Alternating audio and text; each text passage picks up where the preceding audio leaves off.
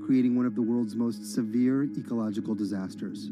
Our sacred forests, our homes have to give way to oil wells, and no one gets much benefit. Imagine a resident of Port Harcourt who inhales this soot every second in 24 hours, 7 days a week, 30 days in the month, and for years now, we are dying slowly but surely, and our lifespan is reducing every day.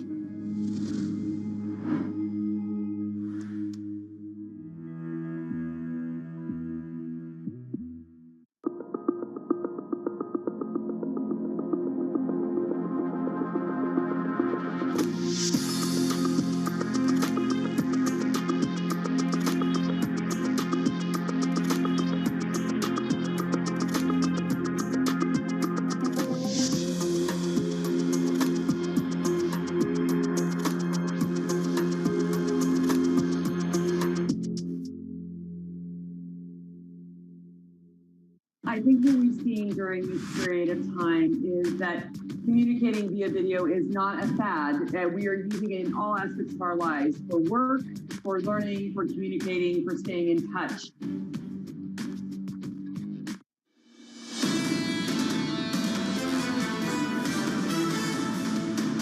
Live from New York City this morning. Good morning on TV and radio. This is Bloomberg Surveillance, and here's your price action. Futures are positive on the S&P 500 by 1.4%, on the Nasdaq 100 up by almost 2 full percentage points. The team here at Bloomberg suggesting that about a third of that move is coming from one single name. Let's get to that single name right now. It's Facebook. Facebook user growth.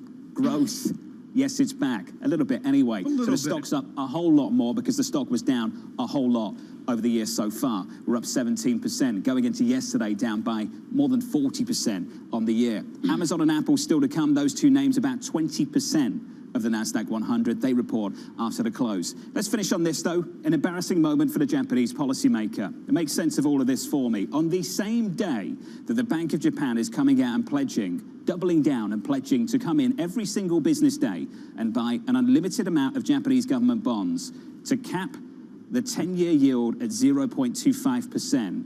The Ministry of Finance, according to a source speaking to us, says they are extremely concerned about the move in the FX market.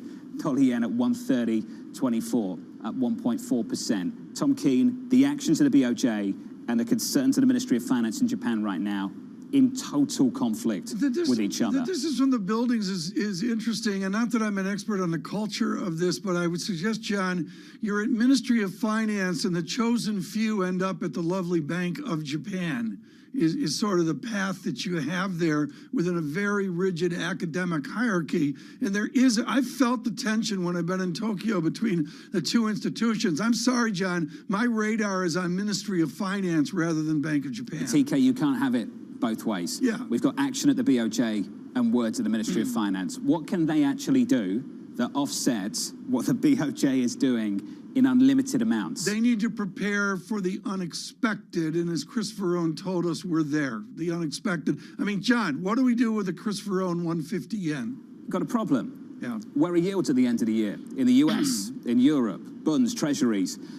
Are they going to manage to keep that Japanese government bond at 0.25% with all that going on, and also manage to cap the move in dollar yen? I will not opine. I would suggest good luck. I think that's tremendously difficult. Good luck is maybe the British way of putting it. I'm like, yeah, right. What we're going to do now is what Bloomberg Surveillance does best. We welcome all of you on radio and television to a clinic now with Win Thin. He's global head of currency strategy at Brown Brothers Harriman.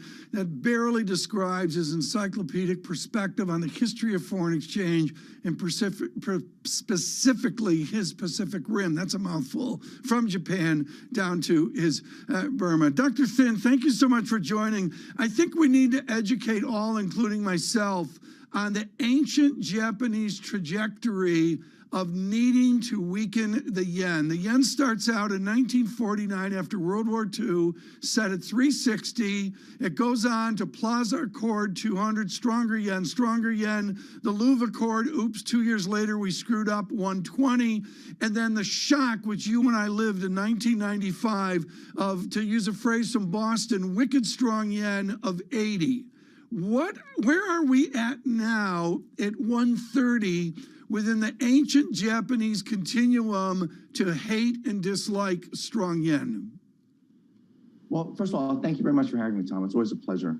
I think there's two things that we're really looking at right now. There's that old adage that you can never have too much of a good thing.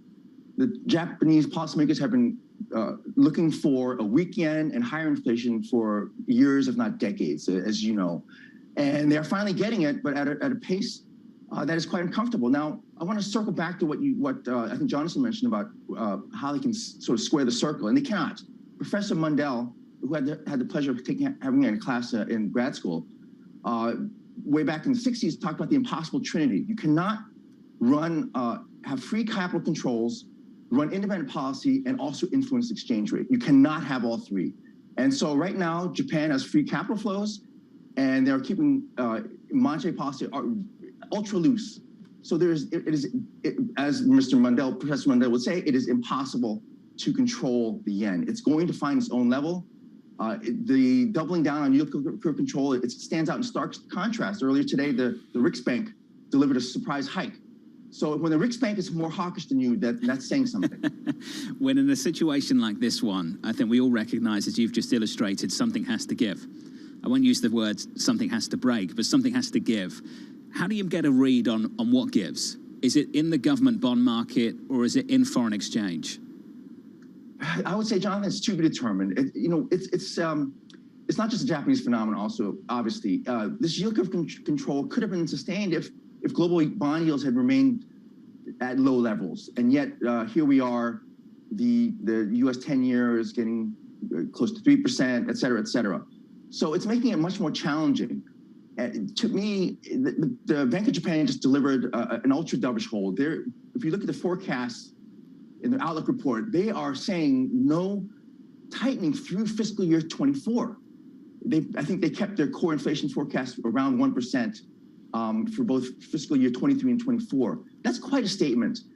I think at some point they're going to have to turn around. I think my feeling right now is that Mr. Kuroda will keep this policy going through the end of his term, which ends next year, early next year.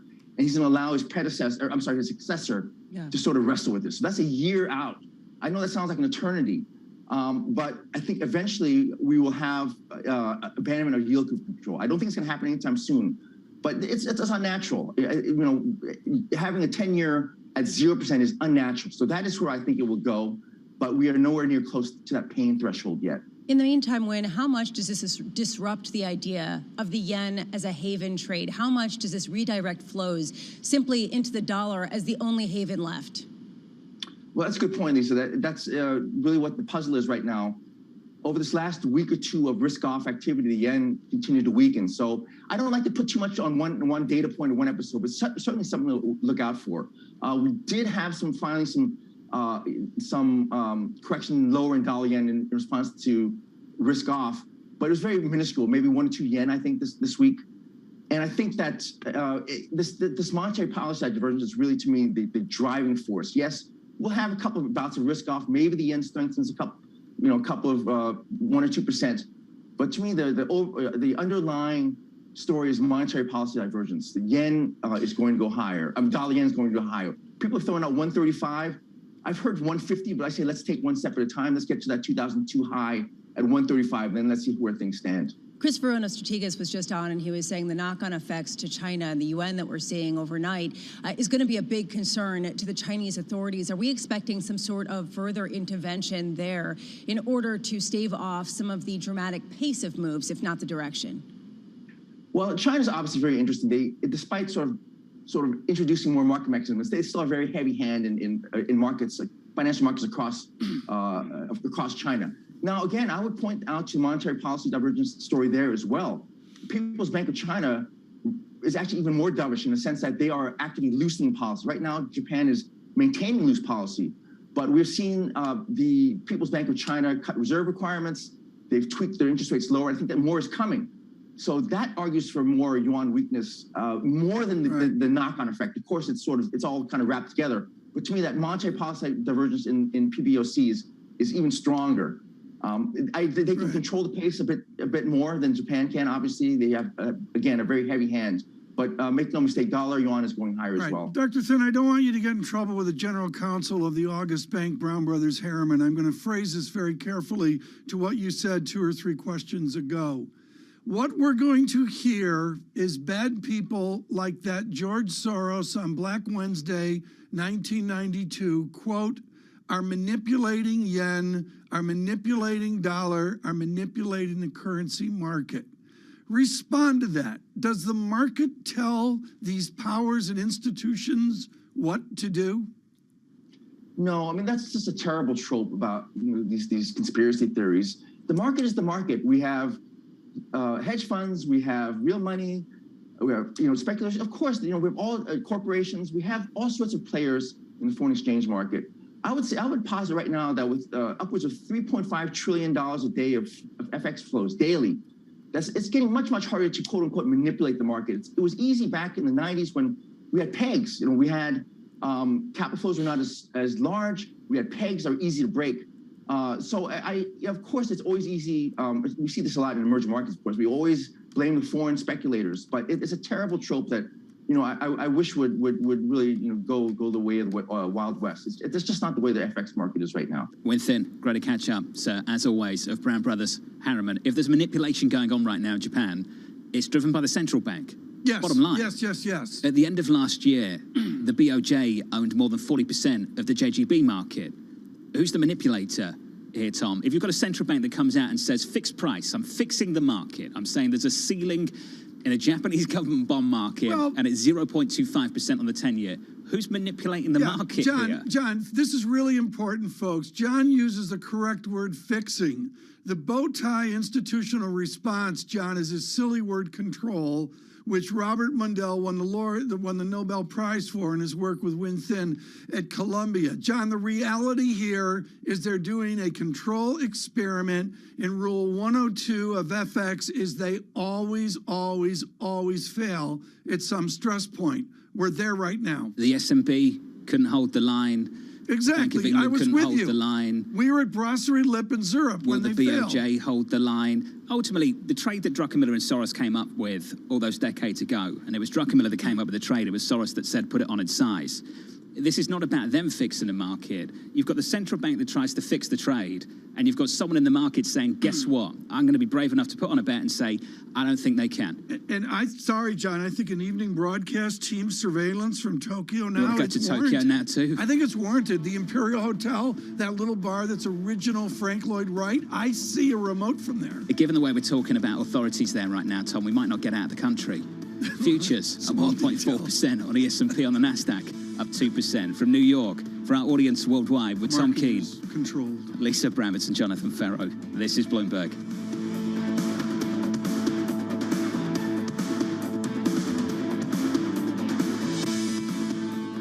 Keeping you up to date with news from around the world with the first word, I'm Lisa Mateo. President Biden plans to deliver remarks today on support for Ukraine. That comes as his administration looks to send Congress a proposal for weapons and humanitarian aid for Ukraine that would last through September. The proposal would include funds to help remove landmines and combat food insecurity. European Commission President Ursula von der Leyen is warning companies not to bend to Russia's demands to pay for gas in rubles. Gazprom has turned off the taps to Poland and Bulgaria in a dramatic escalation that made good on a threat if rubles weren't used for payment. Now attention turns to how big consumers, Germany and Italy, respond.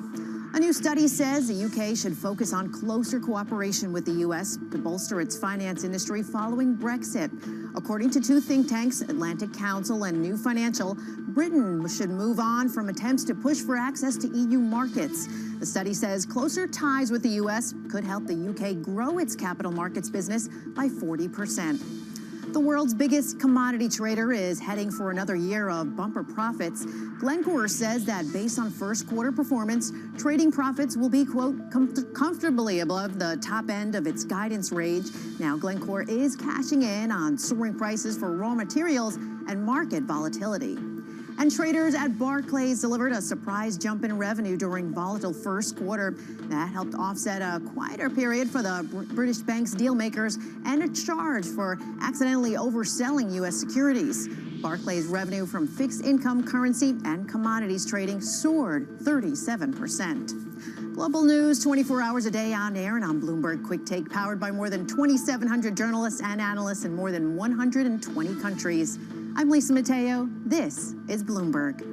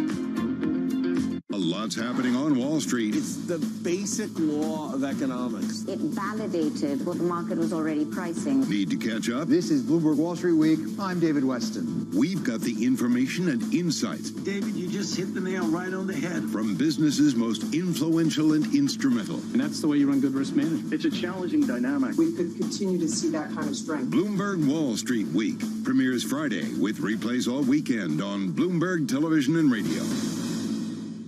Companies now, they're getting hundreds, maybe even thousands of applications. So software has come in to automate the process. You want to write your resume for robots, not for humans. The only job your resume has is to be comprehensible to the software that is reading it, because that software or robot is going to decide whether or not a human ever gets their eyes on it. These things are programmed by a certain segment of the population that might not be totally inclusive or not be fully aware. Concerns about how this technology could exacerbate discrimination.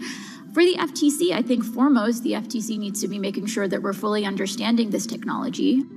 We don't trust companies to self-regulate when it comes to pollution. We don't trust them to self-regulate when it comes to workplace comp. Why on earth would we trust them to self-regulate AI?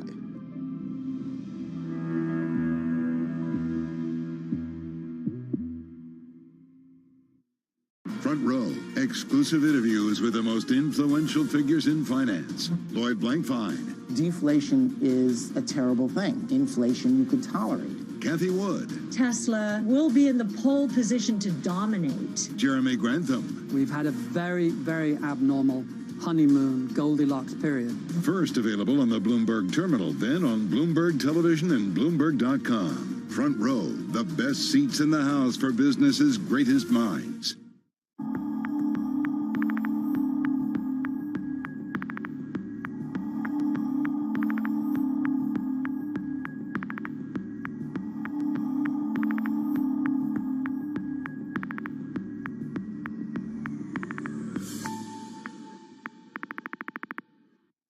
Market that over the past few weeks has made it clear it wants to go higher. It got a little spooked by the idea that geopolitical tensions are rising.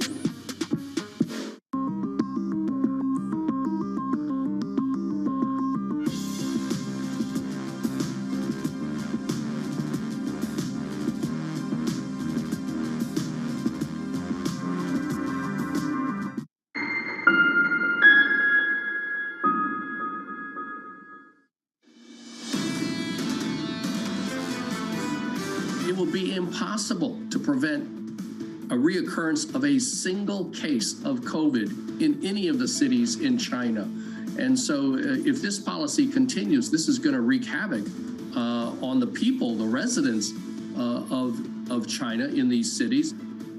Gary Locke there, the former U.S. ambassador to China from New York City this morning. Good morning. Futures up by 1.3% on the S&P. On the Nasdaq, doing nicely on the Nasdaq 100, up by 1.95% off the back of earnings from Facebook after the close yesterday. After the close today, we will hear from Amazon. We will hear from Apple. We heard from Caterpillar just moments ago. These are two headlines you'll probably want to hear if you bullish this market. Caterpillar sees second quarter sales increasing versus the first quarter, and they expect margin improvement in the second half of 22, Tom, versus the first half of 2022. SPX up 1.3%. NASDAQ with that Facebook leap there up, John, 1.9%. John, I think it's absolutely fascinating. I don't have any strong opinion here on the durability of earnings, but the fact is selected sectors are coming in. I will be riveted, John, at 4:15 for Amazon and Apple. Well, Tom, the earnings have been good, but they're colliding with a ton of doubt about the second half of this year. How high rates will go, how much growth will decelerate, and for how much longer will these above-target inflation prints persist? And the epsilon in the backside of that equation, yes, it's about the war in Ukraine, and maybe it's about domestic issues here, there. Maybe it's about the yen and weaker yen. But at the end of the day, it continues the pandemic. Lean forward right now on radio and television for Christian Beyer. He's professor of epidemiology, I should say, at Johns Hopkins Bloomberg School of Public Health, and he is truly an authority on the international ramifications of this horrific pandemic. Dr. Beyer, I want to cut to the chase in that in the zeitgeist is Delta, then Omicron. Omicron is slipping away. There are two identifiable variants, and I believe in South Africa, where you just were, there's even a third variant. I'm confused. Provide clarity. How virulent, how important are these new, dare I say, three variants? Well, these are all subvariants of Omicron. Really, there's nothing circulating anymore worldwide except Omicron and its subvariants. And they appear to be recombinant viruses within the Omicron lineage. Now, what we've seen in the most recent science is that Omicron is better at evading the binding site of the virus to our tissues. That data was just out from my Hopkins colleagues in the last day or two. And that's why we see breakthrough infections even with vaccinated and boosted people with Omicron and the subvariant. So that is the major concern. The good news is that if you are vaccinated and boosted, the great majority of people have mild disease or asymptomatic disease. And yesterday, despite more than 52,000 new infections, we know that's an undercount, we had fewer than 360 deaths in the United States. So deaths are down. Deaths are down. Do you see a trend here where we have all these infections, and this is opposite of what we see in China? We have all these infections. We're within our public lives. Deaths go down towards a normal flu-like level of 130 to 150 a day. Is that the final outcome? Well, that certainly is the outcome that's ahead, as long as Omicron is what's circulating. We can't say if there will be another variant from another lineage or if we have a worsening variant with Omicron. It's too soon to know that. But with what's circulating now, that's the trend we're on. That's why Dr. Fauci earlier this week said we're out of the pandemic phase. China is not. The countries that went and are maintaining zero COVID policies are in a very different position. You have to remember, the CDC just put out that the U.S. population now, 60% of Americans have had COVID infection, have evidence of COVID infection, and 75% of our children. So that's really quite dramatic. And 2/3 of us are fully vaccinated and boosted. The situation in the countries that went with zero COVID is, of course, that they're trying to stop anybody from getting a single infection. You can't do that with Omicron. It is just too infectious, and that is even more true of the subvariants. Dr. Beyer, what is the new pharmaceutical front that you're watching that could potentially be where people put all their money next in order to deal with an endemic virus that has a comparable profile to influenza? Well, the antivirals continue to be very promising, and certainly the Paxlovid, the current antiviral, has the great advantage that it is really, works just as well against any of the variants. That's because it attacks the viral protease enzyme that viruses have to replicate. So the antivirals are an important front in this effort, and it's also true that we now need new broadly neutralizing antibodies. Omicron has been able to evade many of the broadly neutralizing antibodies that worked against the older variants, the original variant.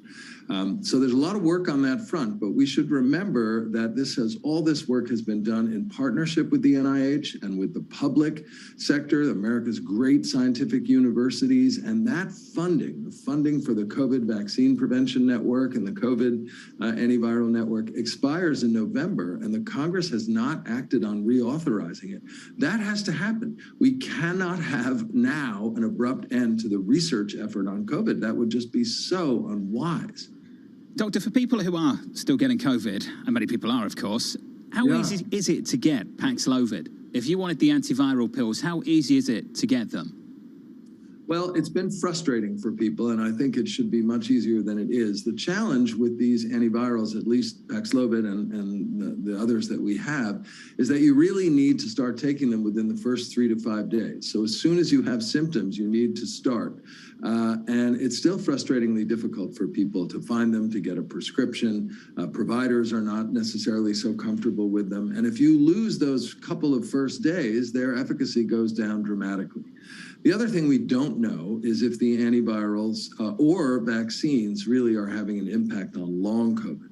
And long COVID, of course, is emerging as an extremely important, unfortunately quite common complication. Maybe up to 30% of people, including people who've had relatively mild cases of COVID, can still have long COVID, and it can be debilitating. And it is really important. That also is a research area that we need to be investing in, both the companies and the public sector research effort.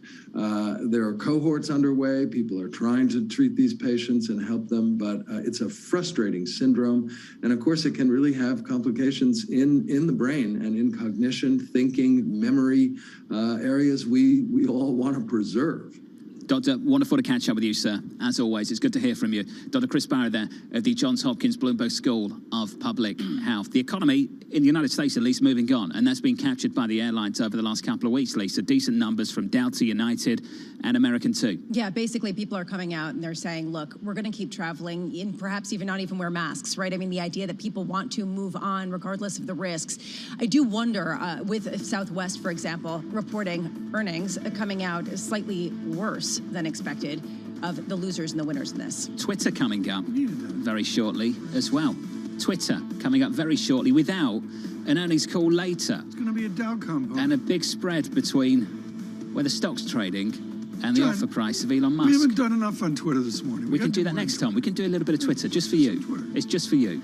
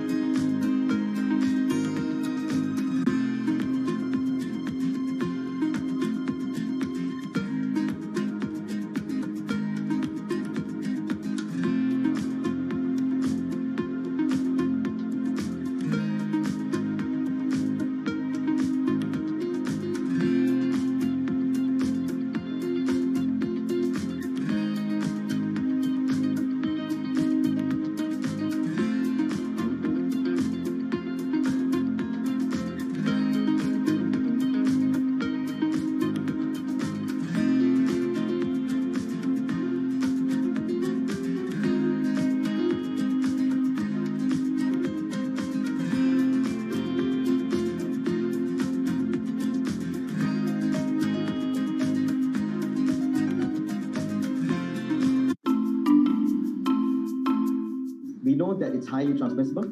We know that 2 doses of vaccines, Pfizer vaccine specifically, neutralize the virus, but not as efficiently, because various studies showing that reduction up to 40-fold, meaning that a 3rd dose is a must for it to successfully neutralize the variant. What we don't know is still that what are the effects of mix and matching between vaccines and what are the capabilities of antibodies produced from this mix and matching in neutralizing Omicron. Because as we know, many parts of the world use different types of vaccines. And that would be a great data to look at. It will be also great to look at, because majority of the studies done, uses a small sample number, and most of the time, when you translate it to real world, the data changes. So it will be really good to look at large-scale data of the ability of antibodies from vaccines to neutralize this variant. Grateful here today that the virus, Omicron variant, still uses ACE2 receptor as its main entry. It means that all of the vaccines which are designed with spike in mind still works.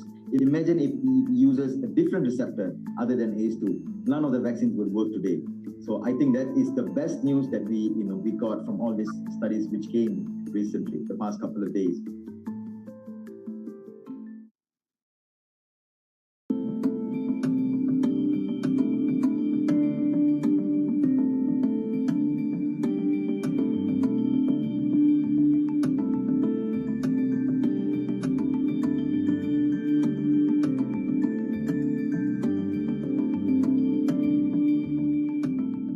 Crypto, you have a world of young people that want their own financial system and their own culture. And it is very powerful, and I'm a big believer in it.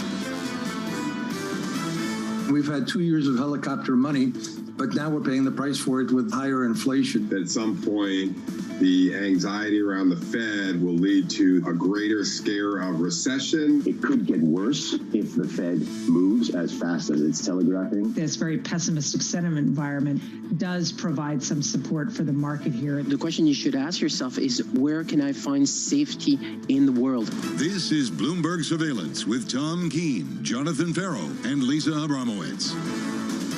A ton of tech earnings coming right up from New York City for our audience worldwide. Good morning, good morning. This is Bloomberg Surveillance on TV and radio alongside Tom Keene and Lisa Abramowitz. I'm Jonathan Farrow. Futures are positive by 1.4% on the S&P. Twitter in just a moment, and after the close, Tom, Amazon and Apple. Well, tech is front and center. We've been distracted this morning with a lot of macro babble. Winton, I thought, was phenomenal from Brown Brothers Harriman and Christopher Rohn with a week yen out to 150. But you're right, John. Tech is a statement on the American distinction. And I'll tell you, I was wrong on Facebook. They delivered in spades. I love what Dan Ives and Wedbush said. They've been so beaten down. They get a pop this morning off that user growth and stability. Lost almost 50% so far this year coming into that earnings story. So certainly a pop off the back of some pretty depressed expectations. The growth is back at Facebook. Speaking of growth, Tom, McDonald's just out. Sales for the first quarter plus 11.8%. The estimate positive 8.73. Yeah, the Keene household directly participating in that. If you look down, John, paragraph 42, it'll mention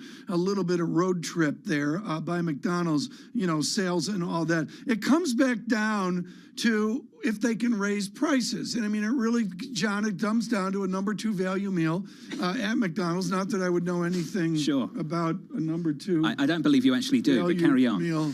But the bottom line is, when I go to have lunch on 3rd Avenue at the McDonald's, which I do, 2, 3, 4 times a week on the Amex, guess what? Can they raise prices? Prices. How do we get from McDonald's to the Bank of Japan? I'll try. Prices are rising very quickly in America. Wow. Maybe food is a factor in all of that. The Federal Reserve has to hike interest rates. The ECB might join the party. The Bank of Japan has no interest whatsoever of doing the same thing. The BOJ doubled down this morning on coming into this market and capping a 10-year Japanese government bond at 0.25%. The Ministry of Finance said they're uncomfortable with They're deeply concerned about the moves in foreign exchange.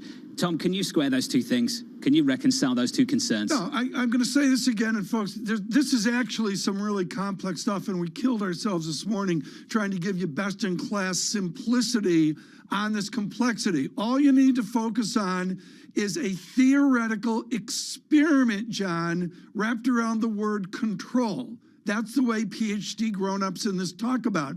They have a control, John, you know it better than I do, yield curve control. And the answer is it always fails at some point. Is that failure now or is it next year? Something has to break, Lisa. Dollar yen right now, 130.43. You actually set it up perfectly talking about prices and then the relationship to what the Bank of Japan is going to do, because this is not a positive for a nation that in the past, a weaker currency would mean perhaps more strength in exports. Now they have to deal with importing inflation akin to what they have not seen before. I mean, this has been more than a 10% depreciation versus the dollar in 7 weeks, John. So far, it's action versus words. And in that environment, Lisa, action often wins out. And it's the action of the BOJ that's winning out at the moment, isn't it? They have basically dug in their heels. They are going to try to control this yield curve. At what point, A, do they own the market? This is no longer a market for JGBs. And B, at what point do they have to capitulate to the concerns of the foreign ministry? Well said, Bramo. It is Thank no you. longer a market. Hasn't been for a long, long time. Has it? Futures up by 1.5% on the S&P. On the Nasdaq 100 up by a little more than 2 full percentage points, helped out by the earnings story from Facebook. Then it's on to Amazon. It's on to Apple. Yields coming in a couple of basis points, 281.28. And crude just a little bit lower here, Lisa, 101.43, down 0.6%. Here's what I'm watching today. We've got a data dump out of the United States at 8:30 a.m. U.S. first quarter GDP. That will include, of course, personal consumption and PCE. That is the classic inflation gauge looked at by the Fed, likely rising further from here. I am really trying to understand what potential weakness here could mean going forward. We had Tom Porcelli of RBC overnight actually saying it could be a negative print. And even though everyone's expecting this and it's trade related and people will look past it, it still will spook a market already talking about weakness in the economy in the United States. Today, President Biden is going to speak at 10:45 a.m. about the situation in Ukraine, potential U.S. aid to Ukraine. We're also going to hear from UN Secretary General Antonio Guterres, who is meeting with Vladimir Zelensky. And today, earnings do continue. We are waiting at any moment. Twitter, I don't know whether it's come out yet. We aren't getting a press conference. We are getting the earnings release, which is expected any minute. And we are, of course, going to see Apple and Amazon. Meta, I'm keeping my eye on that. I'm fascinated by how much the pop is. And I think that Dan Ives put it really well, John. Perhaps this is a game of expectations, considering how beaten up those shares were. The NASDAQ down still 20% so far this year. Just brutal, the year-to-date move on that particular index. Lisa, thank you. Those earnings from Twitter due any moment now, and a little bit later, two big names, as we've repeated through this morning so far. Joining us now is someone who likes emerging markets, who likes US stocks, is Wei Li, the Global Chief Investment Strategist at the BlackRock Investment Institute. Wei Li, let's start here. Why do you still like the equity story? If you think about the broader macro environment, indeed, we have more challenges now, thinking about policy uncertainty, thinking about a rate pushing higher. But if you think about the like putting aside the year-to-date kind of development, real rates, we're still talking about really low levels versus historical averages, and also the broader growth backdrop. In our view, the spillover from the war in Ukraine will impact European economies a lot more than U.S. economies. So our estimates of the spillover growth impact for the U.S. economy for this year is up to 0.5% GDP growth drag, which is quite a lot smaller than what we're expecting for European economies. So that being the case, we prefer U.S. market over European markets. Yes, we do like emerging markets bet, but broadly, we still prefer developed market over emerging market. It's just that within emerging market, we prefer to play it through local EMD versus EM equities or hard currency EMD. Wei Li, you go right to where I want to go, which is local paper. I want you to give me the spillover on this new strong dollar. BlackRock has to be riveted to the FX dynamics of yield and price. Brief us on that. How do you adjust to strong dollar in this crisis with the yen? Crisis with the yen. Well, indeed, what we have seen so far, $130 yen is significant moves. We're talking about 2 standard deviations away from the cabinet office break-even estimate, right? So we're talking about really incredible currency volatility and moves. But that very much speaks to this word of policy divergence. So on the one hand, you have central banks like the PBOC and BOJ. On the other hand, you have central banks like the Fed and ECB looking to get closer to neutral as quickly as possible. But specifically in the case of Japan, not only we have kind of the monetary side of things actually still remaining very accommodative. Actually, on the fiscal side of things, they are coming through as well, right? Like they recently just announced $48 billion of fiscal aid to ease the inflation pain. So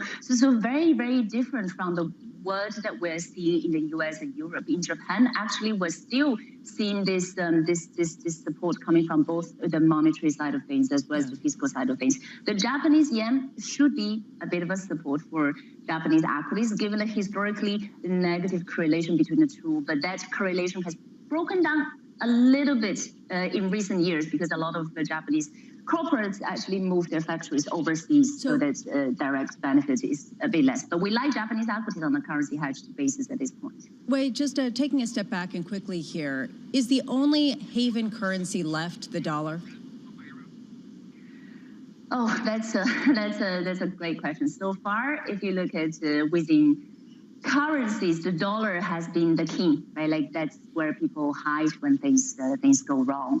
But one has to also question at some point the benefit of government bonds as a diversifier in portfolios. We have to kind of discuss at which point of yield levels government bonds can be good again as diversifiers in portfolios, right? So far they have not been good. They have done the opposite of what we expect them to. But there is a level at which point pension funds are going to find government bonds attractive. And as we move further away from zero bound, actually their diversification benefits would also come back in place. So that's something else that we're paying very close attention to. Just finally, just to jump in the amount of time we have left, you said something really interesting then. You like Japanese equities still on a currency hedge basis. Just 2 questions. Why would you hedge the currency? And 2, how expensive is it to do that right now, given the moves we're seeing? That's a great question. Well, we turned positive on Japanese equities earlier in the year, and we wanted to kind of hedge out the currency side of things because the negative correlation between equities and currency, and also because the expectation for currency to weaken given policy divergence that I just talked about. At 130, if we're talking about fresh entry into Japanese markets through currencies or through equity markets, we probably would not be too firm on it being currency hedged because, as I said earlier, this represents 2 standard deviation move from the break-even estimate from the cabinet office, and hedging cost is rising. Wei Li, thank you, of the BlackRock Investment Institute. Some big questions right now worldwide in foreign exchange. If you take that foreign exposure, do you want to hedge that or not, Lisa? Given the move we've seen in Japan, I mean, if you're a US-based investor, dollar yen out to 130, a pretty tidy move. Yeah, but how much are you paying for that hedge? And that's been one of the big issues for people who want to buy debt who are currently based in Japan with Japanese yen denominations. Can you imagine how expensive it must be to hedge some of this stuff now? That's the reason why some of these yields over in the U.S. just aren't making sense to Japanese investors. We do surveillance research here. You move out of Bank of Japan and move down Marunouchi to the McDonald's at Tokyo Station. It's expensive. Have you just done some research? I've done that research myself. I've actually, you know. That I believe if there was a drink involved as well, Tom. Well, there is, but what there really is the greatest bookstore in the world, Senseido, on the way to McDonald's in Tokyo. It's the greatest bookstore in the world. That move in foreign exchange has got to hurt. Euro dollar 105. Your 10-year yield 281.47. Equity futures positive. This is Bloomberg. Keeping you up to date with news from around the world with the first word, I'm Lisa Mateo. The Bank of Japan has sparked a sharp slide in the yen by doubling down on bond purchases. The central bank said it would buy an unlimited amount of bonds at fixed rates every business day. Now that prompted the yen to hit a 2-decade low against the dollar. Bloomberg's learned that the U.S. has lifted some restrictions on sharing intelligence with Ukraine. The expanded sharing is intended to help Ukraine defend and potentially retake territory in the east and south, where Russia has renewed an offensive. The top Republicans on the House and Senate Intelligence Committees, they've urged restrictions to be lifted. Moderna has asked U.S. regulators for emergency use authorizations for its COVID vaccine for kids ages 6 months to under 6 years. A successful trial showed 2 doses generate high levels of antibodies to the virus. There is currently no vaccine approved for those under 5. Cities across China are rolling out swift measures, from mass testing drives to lockdowns for just a mere handful of coronavirus cases. They're trying to keep flare-ups at bay and avoid the hardships endured by Shanghai. The responses reflect the growing stakes local governments face in wrestling with the highly infectious Omicron strain. Global news 24 hours a day, on air and on Bloomberg Quick Take, powered by more than 2,700 journalists and analysts in more than 120 countries. I'm Lisa Mateo. This is Bloomberg.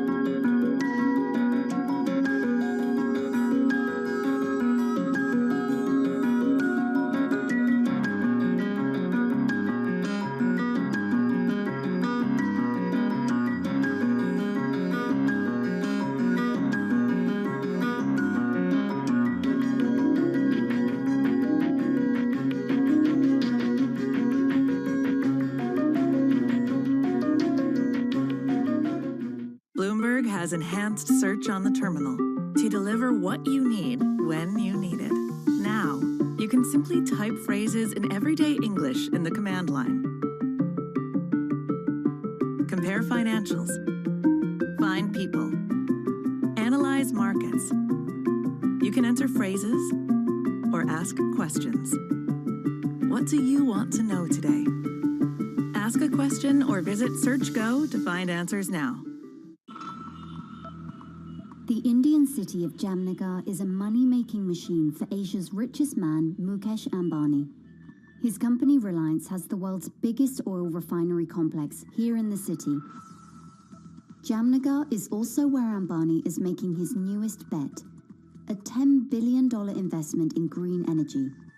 His ambition is closely aligned with the Indian government's plan to reach net zero emissions by 2070. But Ambani is not alone. India's second richest man, Gautam Adani, has committed $20 billion of investment over the next decade. But India's massive dependencies on fossil fuels have some environmental advocates questioning the realism and sincerity of those green ambitions and those of its 2 biggest billionaires.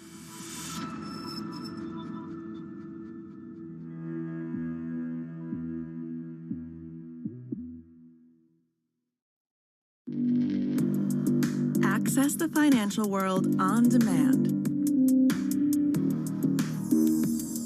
Hear from leading economists, policymakers, and industry experts via live and on-demand webinars, only from Bloomberg.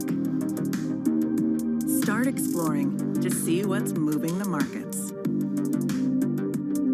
Visit Bloomberg.com/webinars.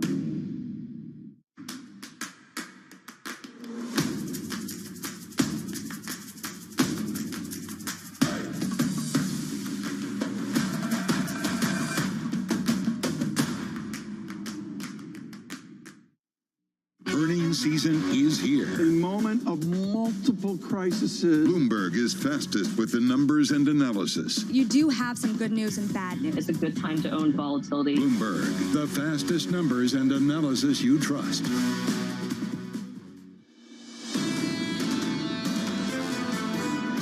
What's playing out in yen right now is so reminiscent of what happened, as you know, in September of '92 with Bank of England and pound. The Bank of Japan's fantasy that they can keep a lid on 10-year JGBs at 25 basis points, the currency market's laughing at that. Christopher Owen was laughing at that too. Joined us from Strategas, a bed company from New York City this morning. Good morning, Tom Keene, Lisa Bramett and Jonathan Ferro. Futures look like this on the S&P, on the Nasdaq too, up by more than 2%, on the S&P 500 up by 1.6, yields in a couple of basis points on a 10-year, 281.28. This from the equity team at JP Morgan. Energy remains our highest conviction overweight sector, with strengthening case for rapid earnings growth and multiple re-rating. Still, that's the call. Here's the end bit, Tom. The supply-demand balance continues to be tilted in favor of improving demand with higher commodity prices, while supply growth should remain impaired.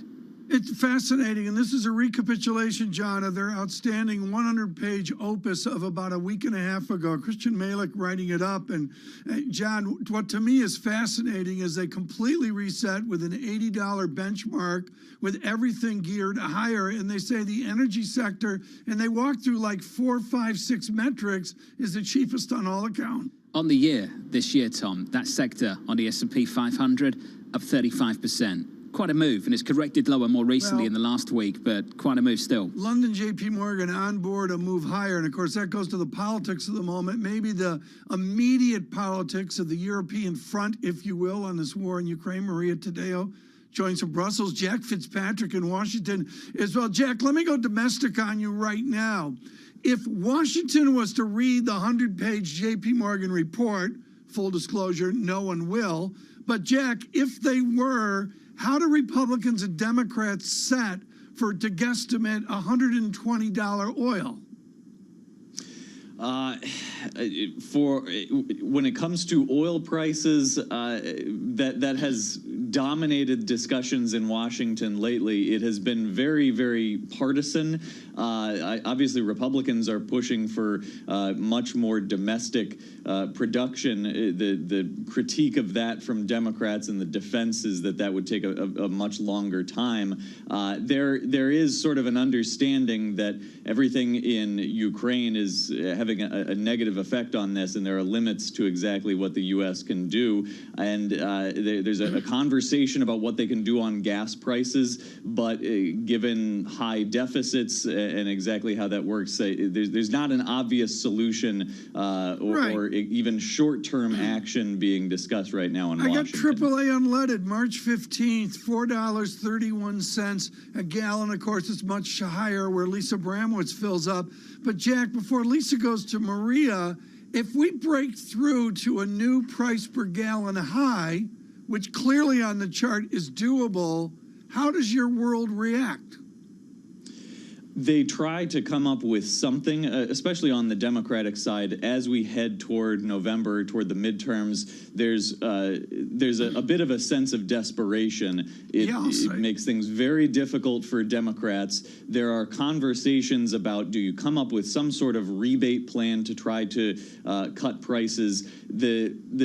it's a very difficult issue, though, that has already settled into the years-long, sort of long-term partisan debate over energy production and things that are not necessarily relevant to today's gas prices in the short term. So it's really kind of an issue that's already morphed into campaign rhetoric, probably more than actual actions that the government would take at this point in the short term. Maria, in the European Union, it's a bit more imminent, and I am so confused over payments in rubles, what the new policy is, how the EU is going to move forward in terms of the demands that the Kremlin is making on them, and the fact that they say that violates sanctions. And you're not the only one. And if you're a major European company today, you don't know what to do. And of course, you look at this as a red light across the board flashing for you, because of course that means you could potentially breach European sanctions and everything that comes with it. And today we had a European official, once again, who was speaking to us just a few minutes ago, who said, we reiterate, European companies should only set up a euro-denominated company or account with Russia, make the payment in euro, and declare that payment complete and fulfilled. That's where it should stop. Nothing else. If you go beyond that, then you're in breach of sanctions. Now, the ball is back to Moscow's court, and it will depend on how the Russians take this and accept this. But what I would say is there are two things happening going forward. One is this is a serious test for the unity of the European Union. We know there's a number of countries that have already said we'd rather pay rubles but get the gas. And then secondly, it brings up a bigger and much important question, I would argue, which is, are we going to see an embargo from the European Union to front run the Russians and do it before they cut it off and move that leverage away from Vladimir Putin? That is a big question. But if you're a European company today, it is a very difficult day to navigate. Are you surprised that gas prices in Europe aren't responding more to what's been going on? Look, in some ways I am, but I think a lot of this responds to this idea that we have seen that Poland and Bulgaria, they were cut off from the market on Wednesday. This was a warning shot, and Russia's not ready to tackle Italy, and they're not ready to tackle Germany. That is a key diplomatic relationship for the Russians. They're not ready to go for those two countries just yet, but the key date to keep in mind will be mid-May. That is where the new payments in rubles would be due for the two of them. Maria, wonderful work as always. Maria Tadeo there on the latest. Jack Fitzpatrick down in Washington, D.C.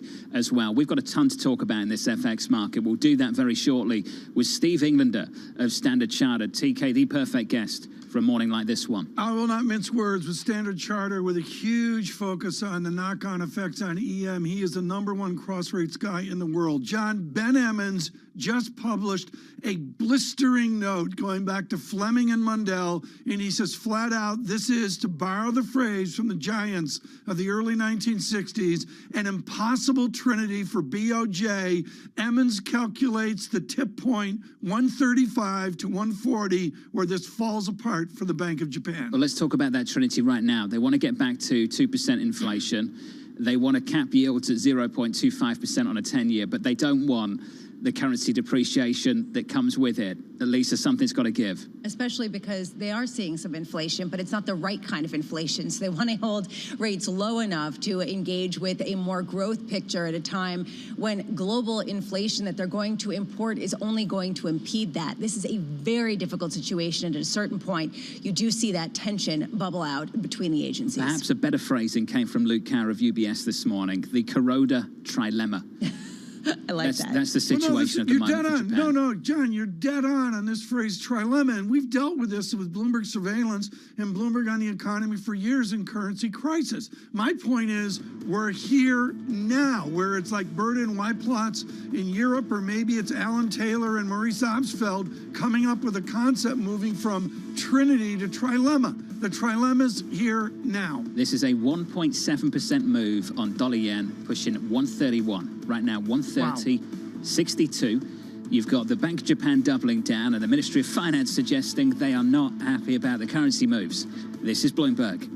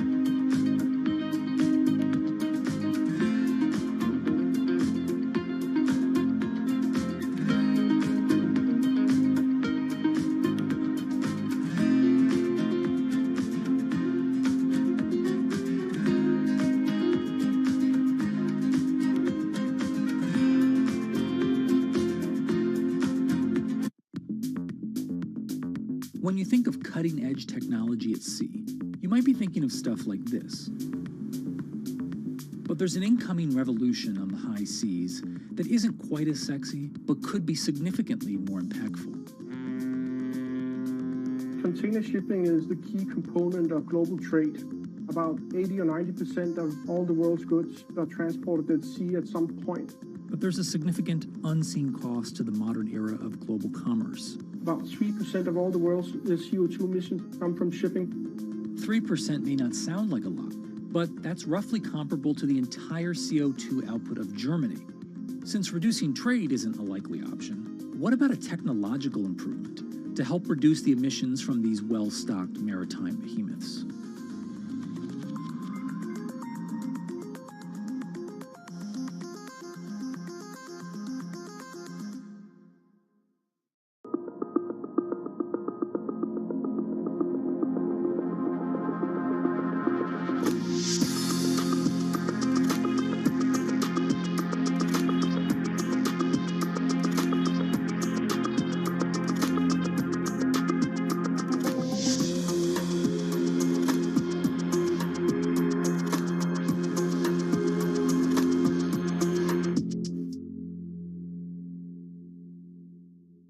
Mercedes-Benz is on a path towards CO2 neutral mobility. So we have flicked the switch there, and really we're going to step by step electrify everything.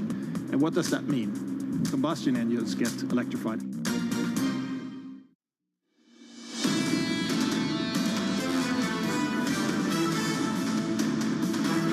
Live from New York City this morning. Good morning. 20% of the NASDAQ 100. About that reporting after the close later across just two names, Amazon and Apple. Right now, futures positive 1.5%. The NASDAQ helped out by the Facebook story, up by more than 2 full percentage points. Into the bond market was set up as follows. Less than a week away from the Federal Reserve, your two-year yield coming in just a little bit, down 2 basis points to 257, down about a basis point or so on a 10-year to 281.47. Main event, though, is this one right here. It's in Japan. The Japanese 10-year yield, the BOJ would like to cap that at 0.25%. Can you achieve that without seeing a weaker currency?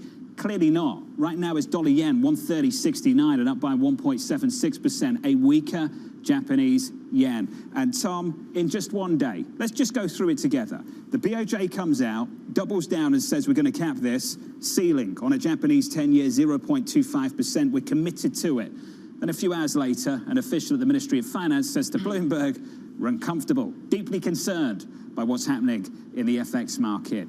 Pick your poison, Tom. You're not getting both. It's on 3 points within the triangle, the Trinity, if you will. And we're going to go academic here, John, right now, and we do it with Steve Englander. First, though, I think we've got Kriti Gupta on tech. It's a tech moment today, right, John? We're waiting for some Twitter earnings as well. Oh, we're still waiting. I thought they were out. I mean, where are they? I cannot tell you. They were supposed to be out come on, 7. you were talking to Elon on the break. That's true, and he was talking about Coca-Cola, not Twitter. He's got some things to say. Would you like to tell us what he's got to say about Coke, or do you want to give that a miss? I think I'll give that a miss. You give that a miss. Thank you. Okay. I appreciate That's your cross-asset that. price action. Here are your single names. We can get them with Kriti Gupta. Morning, Kriti. Yeah, good morning, John. You were talking about those tech moves, and you're really seeing that here in Meta platforms. Of course, that massive user growth number coming back. They are saying a lot of that growth is in Instagram. A lot of that coming out with the TikTok. They still warned, gave a similar warning to Alphabet, but it's that user growth that's coming back that's really powering the stock this morning, up 16%.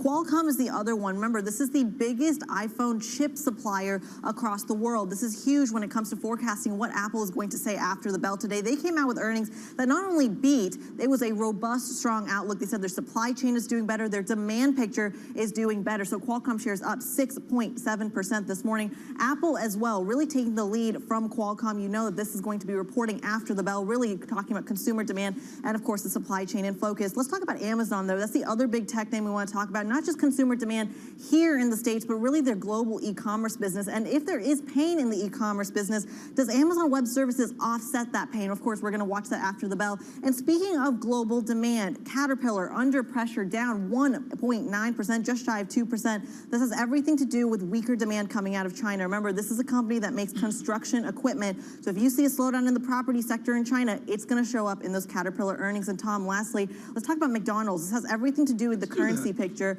You were talking about a stronger dollar, weaker yen, weaker euro, weaker pound. Well, over 60%, I think it's about 68% of McDonald's revenue comes from abroad. So they actually have to take that money abroad, convert it back to dollars, a stronger dollar, not helping their earnings. Nevertheless, they came out with earnings, said that the international sales growing fast and furious, those shares up just shy of 2%. We weren't talking currency, Critty. We were talking the number 2 value meal is being, with cheeseburgers, is being very important. Critty Gupta, thank you.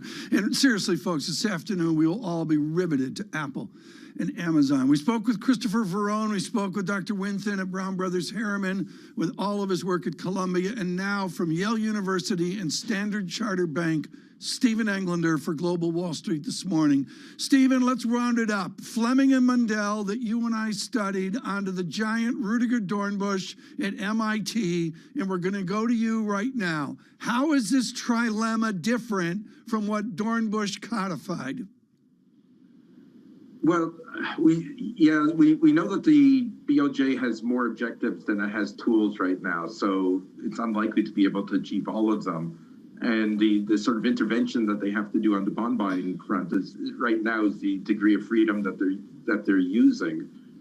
Unlike God, the BOJ may be rolling dice with the universe. That what they may be hoping is that they can get the yen weak quick enough, inflation up fast enough, including wages, not just consumer prices driven by energy and imports, and then release the YCC constraints that they have, so that they would finally attain their objective of kind of having domestic core inflation like wage growth, in line with their inflation objectives.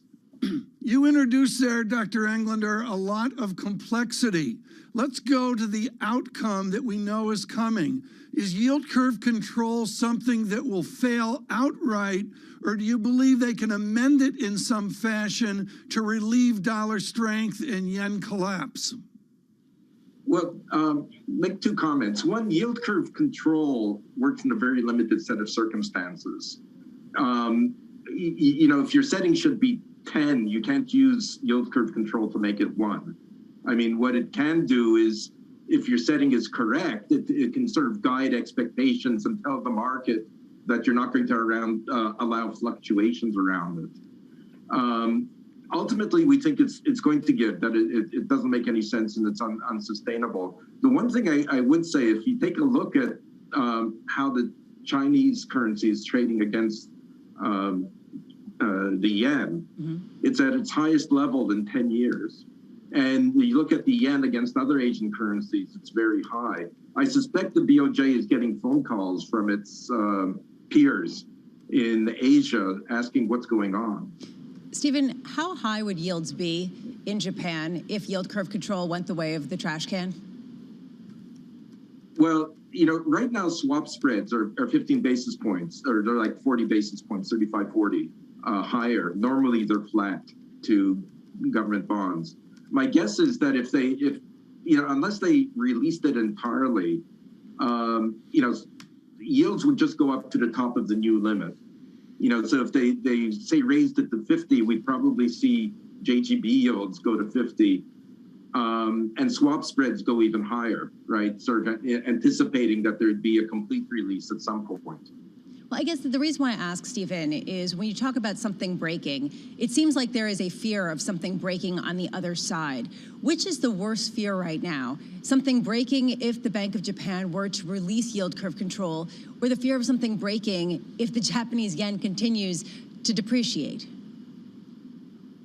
Well, on the Japanese side, they still have fiscal issues, and the Ministry of Finance has been blessed by having very low interest rates for a very long time. So debt servicing has never been an issue, and BOJ buying a lot of JGB debt, so it makes it easy. Were they to back off and were yields to go up, the market would start taking a closer look at Japanese fiscal sustainability.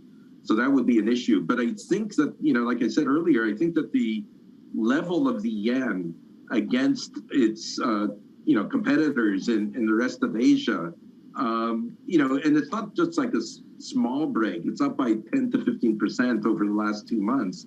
I think that will be a cause of concern, even if not now, because right now I don't think Japanese production can ramp up because the yen is cheaper.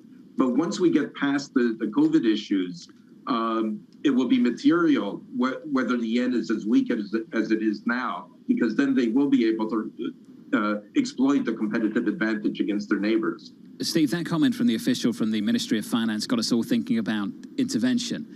When you go back to the earthquake of 2011 and we had the joint intervention from the G7, that was then because the currency was too strong. Right now it's too weak. And right now I'd also say the big difference is that it just feels like they're alone on this one. That if they tried to intervene, they're doing it solo. Steve, how big a difference is that? Well, literally, the earthquake was an act of God. This is a box that they've kind of put themselves into. I think the odds of intervention and coordinated intervention would go up a lot if they relaxed YCC. But without that, I think it would be viewed as like throwing money away. Steve Englander of Stanchart. Steve, fantastic to catch up with you on a morning like this one. TK, they are flying solo. This is a problem of their own creation in a world where interest rates are rising and they refuse to let JGB bond yields come for the ride. John, there is a little red book. It's like this on radio. It's a little tiny book you sort of put in your hands. It's written by a guy named Fisher, Stanley Fisher, I believe still at BlackRock, when he was on the watch at the IMF, and it was the debris of unexpected consequences of the early 90s out to the financial crisis, the Asian crisis of 1998. I would respectfully suggest this is no different, and that what Steve Englander is expert at, and all the guests we're going to talk to on this, is the knock-on effects of this. This is Japan alone until they're not. And what level, John, is that at? Clearly, it's not at 130, but I'm stunned that Ben Emmons frames it at 135, 140. Depends where the problem would come. If the problem was in the bond market, then maybe they'd be less alone. But at the moment, at least this just feels very lonely for Japan. Japan and what Japan means for the global economy is certainly not what it meant 20 years ago. Right. So if they're basically going this alone, they're going to get punished uniquely. The flip side of this story, though, John, is the dollar. And I do want to point out the dollar at session highs. If you look at the DXY index, the idea that we're looking at the highest dollar value, the strongest going back to 2002. What does this mean for onshoring some of the supply chains? What does this mean for domestic production, given that this makes us not necessarily have the same kind of competitive landscape? And John, I did this on the break, or I did it, I think, while I was looking at my McDonald's order for this morning. John, I did a very, very weak, clumsy interpolation of pound sterling back to the major lows of 1992. John, major lows. It's squishy, but it's an 8% kind of move on sterling, and that gets you back under 120, weak sterling, 119. Do you know what I did in the break, Tom? Just had a little look to make sure that a number 2 value meal was actually a cheeseburger. Just to fact check. It's a quarter pounder with cheese. Yeah, but I amended to 2 cheeseburgers. Because I still don't believe you that you go to McDonald's. Thank you for keeping us The honest, trick, John, is you order I'm doing my best. The important stuff. The trick is you order without ketchup so you get fresh cooked burgers. Is that right? Yeah, that's smart, Tom. I learned that from cash flow. That's good news. I'll try that one. Yeah. In like 10 years, the next time I go. When? Futures up 1.5% on the S&P. London, the Liverpool station, McDonald's. Once and only once with you. We're never going back. This is Bloomberg.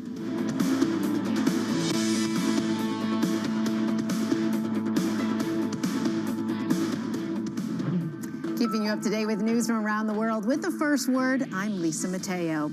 President Biden plans to deliver remarks today on support for Ukraine.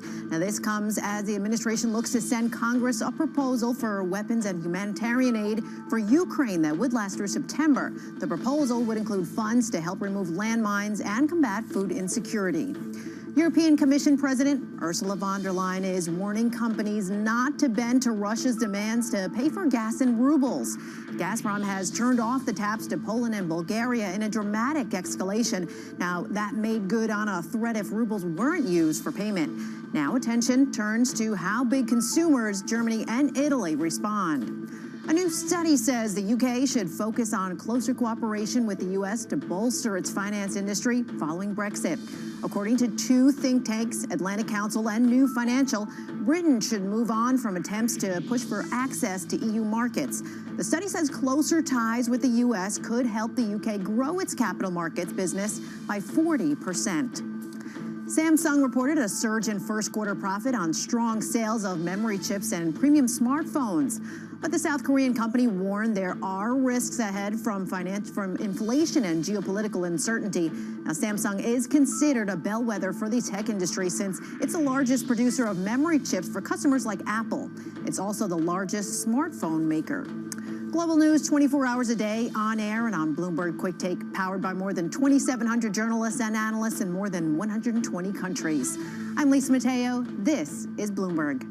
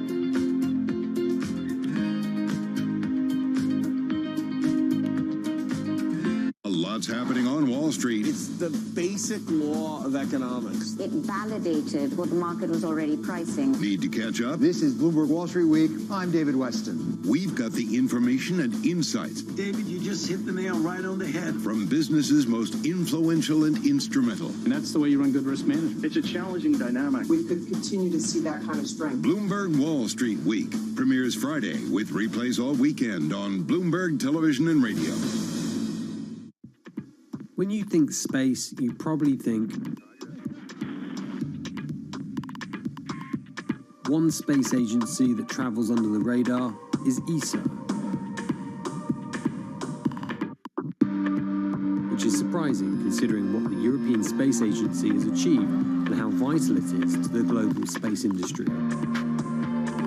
We've collaborated with pretty much everybody who is involved in space exploration. ESA wants to be a leading force in furthering humanity's mission into space. Commander Ground, do you copy? Copy.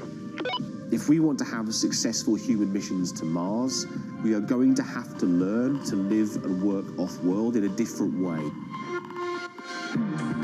The place where we are going to learn to do that is on the moon. Can ESA help humanity take its next giant leap? Front Row, exclusive interviews with the most influential figures in finance. Lloyd Blankfein. Deflation is a terrible thing. Inflation you could tolerate. Kathy Wood. Tesla will be in the pole position to dominate. Jeremy Grantham. We've had a very, very abnormal honeymoon Goldilocks period.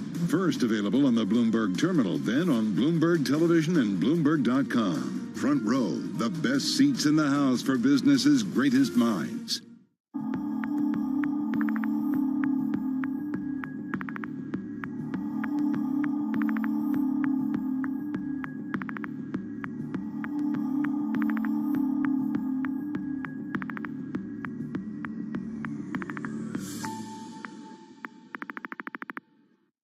I think that it's hard to put your head around any narrative. Let's just be honest. We've had sort of a shift in, are we in some sort of stagflation fears moment? People were talking about that all day yesterday. BSO Now is your online home for weekly Boston Symphony Orchestra and Boston Pops performances. See new concerts that go behind the scenes, plus acclaimed archival concerts. Visit bso.org/now, where the music plays on. BSO season sponsor, Bank of America.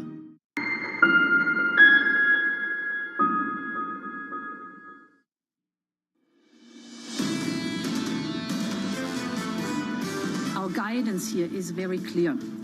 To pay in rubles if this is not foreseen in the contract, to pay in rubles is a breach of our sanctions.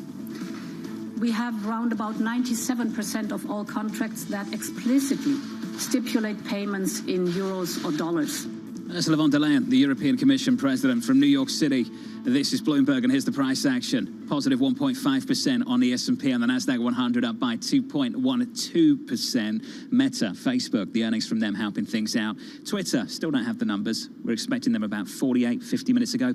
We'll wait for you. John? Do we have a got why? no idea. No earnings call later either, Tom.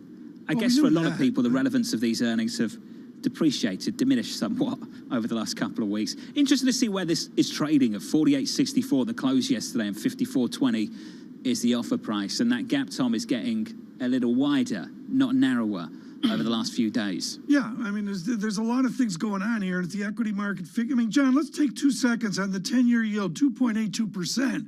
I get it, it's range-bound, but it's also resilient to a higher yield. We've got to wait for Chairman Powell next week. Next Wednesday. Yeah, I agree. I think it's off the radar, and it's not, you know, it should be on the radar. What's interesting to me is that the 2-year yield is about 20 basis points off the highs of the last couple of weeks. So that's something that's corrected lower going into the Fed next week. Lisa, 30 seconds. Farm Journal, corn, wheat, higher. How high is higher? Well, it's the highest levels, I believe, going back a decade if you look at corn or more. And what we're looking at right now is food inflation. It's going to be a real issue, although it sounds like McDonald's is passing it along just fine with the number 2 meal, which they just reported earnings. It is. I guess surveillance correction, it's now the number 7 meal. They changed that a number of years ago. Right now, Daniel Tannenbaum with us, a serious discussion on what is front and center. He is encyclopedic and global head of sanctions and America's anti-financial crime leader at Oliver Wyman, and he's going to give us an update today. Let's do Sanctions 101. Are they working? We've talked about this for months now. I mean, working with respect to driving Putin and the Russian government out of Ukraine, pretty clearly not. They didn't serve as a deterrent. They haven't pushed back the Russian forces. But these sanctions were always going to take some time to kind of force any sort of impact to the Russian economy. But they're not going away, and sanctions weren't going to work in isolation. In conjunction with military aid, with the efforts of the Ukrainian army and the volunteers on the ground. But are they working? I mean, it is, you know, sanctions and isolation were never going to be the solution. Okay, I want to go to your wheelhouse, and I'm speaking as a complete amateur, an ignoramus. The Russian boat goes into a harbor, and we can't stop the Russian boat. But in your world, we can stop the insurance and legal mechanisms that allows that boat to move. Do we need to go after, and I please, Lloyd's of London, stay with me on this, the Lloyd's of London-like troops that affect logistics and transport? Well, I think it's clear. So, I mean, Russian vessels can't make port calls in a number of countries, including the U.S. That was announced last week by President Biden. The challenge is you really have to pierce through the ownership of these vessels. There's very few Russian-flagged vessels that make port calls in the U.S., but they're owned by Russian companies through a variety of shells and other mechanisms. The financial means is one way of trying to stop commerce, but you're looking at some of the major intermodal companies. They will not move cargo. They will not move goods into and out of Russia. So Maersk is cooperating. A number of shipping companies are cooperating in ceasing any sort of shipments into and out of Russia. Dan, if you had the thankless job of advising a German oil company right now, what would you tell them in terms of the financing mechanism to pay for oil from Russia? Look, this is getting complicated. You have, Ursula von der Leyen, who's clearly said that payment in rubles is in violation of EU sanctions. There is some confusion in terms of where in the regulations that is made explicit. You guys reported yesterday that a number of EU countries have opened up ruble accounts in Russia to make payment. And you also have the threat of EU sanctions on Russian energy. We're all kind of sitting like Ted Knight watching Rodney Dangerfield tee off, waiting for some sort of sanctions package to roll out, all while Russia is kind of closing off the spigot for a number of countries. Lisa, I can't believe Caddyshack didn't win the Oscar. I've never gotten over it. Dan, I think a lot of people probably are in the same boat, but please carry on with respect to what we're seeing. I'm going to try to move on from that. Lisa, watching you trying to handle that is brilliant. That is a work of art. Carry on. Okay, well, honestly, Dan, I'm looking at what's going on, and you're saying it's really confusing. Finland coming out, a headline on the Bloomberg Bloomberg just saying that companies must not open ruble accounts at Gazprom. Honestly, this is becoming an issue that needs to be unified in a splintered EU. Do you expect a cohesive kind of response in the next couple of weeks? I think, it is very clear in all of my discussions with folks in the European Commission that they are hard at work coming up with some sort of a cohesive package. That being said, and I'd messaged John about this yesterday, Russia could begin turning off more countries before the EU begins to announce its actual energy package at this rate. They could reroute the crude as well, given the time they've got, Dan. Don't you find that bizarre? If they wanted to punish the Russians, haven't they got to accept some economic pain? Otherwise, if you start phasing in a Russian crude ban, don't the Russians just reroute the crude? Crude is less of an issue. The focus is really on LNG, which is much harder to replace. I mean, you can buy crude from the Saudis. You can source crude elsewhere. LNG is the bigger issue from an energy standpoint that is much more difficult to replace. Dan, super smart, as always, buddy, and it's good to see you. Dan Tannenbaum of Oliver Wyman in the studio, but still about 50 yards away from us because we're still separated by glass and some distance as well. Lisa, it's hard to control TK when you're this far away. Tom, what were you thinking with Caddyshack? What was I thinking? Besides every frame of it, every sentence, every moment of it is chiseled in American lore. I mean, be the ball. I mean, right? It's a classic. Right, Dan? I mean, there's some emotional parts there that resonate back to the beginning of cinema. So I got that going for me now. Yeah, and look what it did for Kenny Loggins. It kept the whole thing going, right? Yeah. See, Dan had no idea he was going there. I still haven't watched the movie. Are you serious, John? I've never seen it. That's un-American, John. I know. I'll try and fix that. I haven't seen it either, if you want to be honest. On my next trip on the plane, no. I'll watch Lisa the movie Abramowitz, for you. Pharaoh has an excuse. I mean, Abramowitz, you've never seen Caddyshack? I'm looking at yields right now. They're really fascinating. And what are they That's all I can saying? say. What are bonds telling you, Honestly, Bramo? bonds are telling me that growth concerns are much more in the forefront, despite the fact that we've gotten earnings that are really mixed with a lot of resilience. And so people are worried about what they're not seeing yet, which is the consumer. And I think that it will be fascinating to see the ECI. It's fascinating to see that still consumers are picking up the price increases that you're seeing across the board. I find that amazing. So people are worried about something that hasn't happened yet, and they're starting to price it in. They always are, aren't they? Worrying about something that hasn't happened. Looking around corners. The earnings have been decent. I'll skip that. Looking around corners. You mentioned the ECI, the Employment Cost Index. Tom, that's coming up tomorrow. A lot of people, economists, focused on that going into the Fed next week. I think it was Chairman Powell himself when he was asked about what drove the U-turn from Chairman Powell and pushed him to drop transitory. And he said it wasn't because he got renominated. He said it was because the ECI was really strong that 1 month. It's the one I follow. Mike McKee told me to follow that one, John. It's the one that matters, and there's some nuances you can do with it, but includes wages and benefits. I would say, John, with what we see in real estate in New York, nobody cares about the ECI. It's just rents to the moon. It's all about the ECI and nothing to do with the renomination that Chairman Powell was getting. Right. At all. Abramowitz hasn't seen Caddyshack. No. Jeez.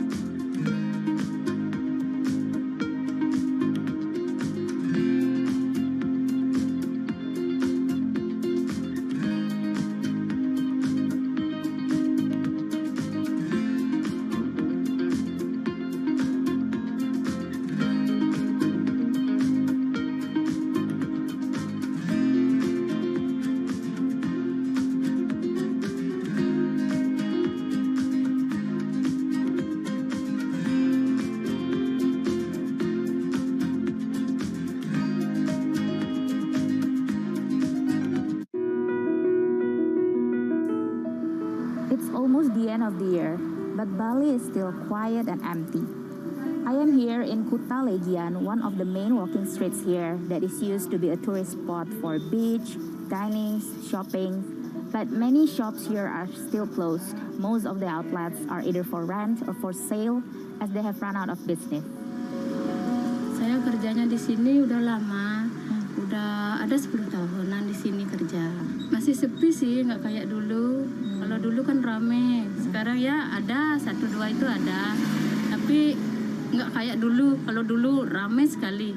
Sekarang paling dapat jualan ya 100, 120 gitu. 200 ya. Kalau dulu sih ya nyampe dah 1 juta, 1,5 itu nyampe dapat jualan. Bisa sampai 2 juta dulu. Sekarang nggak pernah lagi dapat segitu. Sama aja. Belum ada turis ke Bali. Masih ya domestik aja. While Bali has reopened its borders for foreign tourists since October, they're still not coming in. Many international airlines are yet to reinstate their direct flight to the island. Balinese people here really hope they can see more people from Australia, China, and Europe to come visit next year.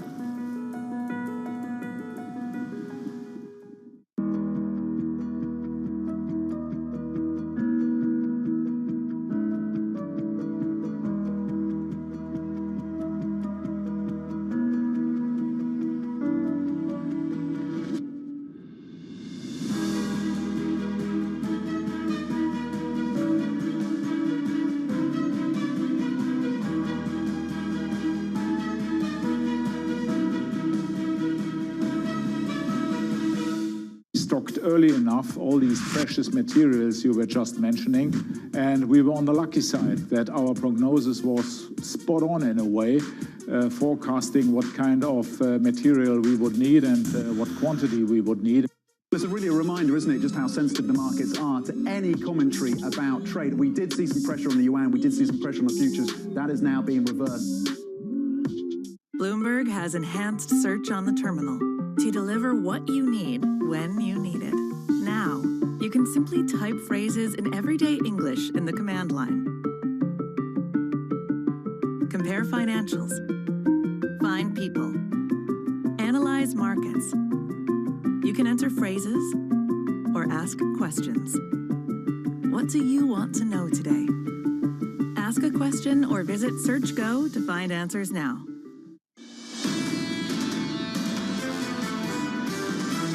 We've had 2 years of helicopter money, but now we're paying the price for it with higher inflation. At some point, the anxiety around the Fed will lead to a greater scare of recession. It could get worse if the Fed moves as fast as it's telegraphing. This very pessimistic sentiment environment does provide some support for the market here. The question you should ask yourself is, where can I find safety in the world? This is Bloomberg Surveillance with Tom Keene, Jonathan Farrow, and Lisa Abramowitz.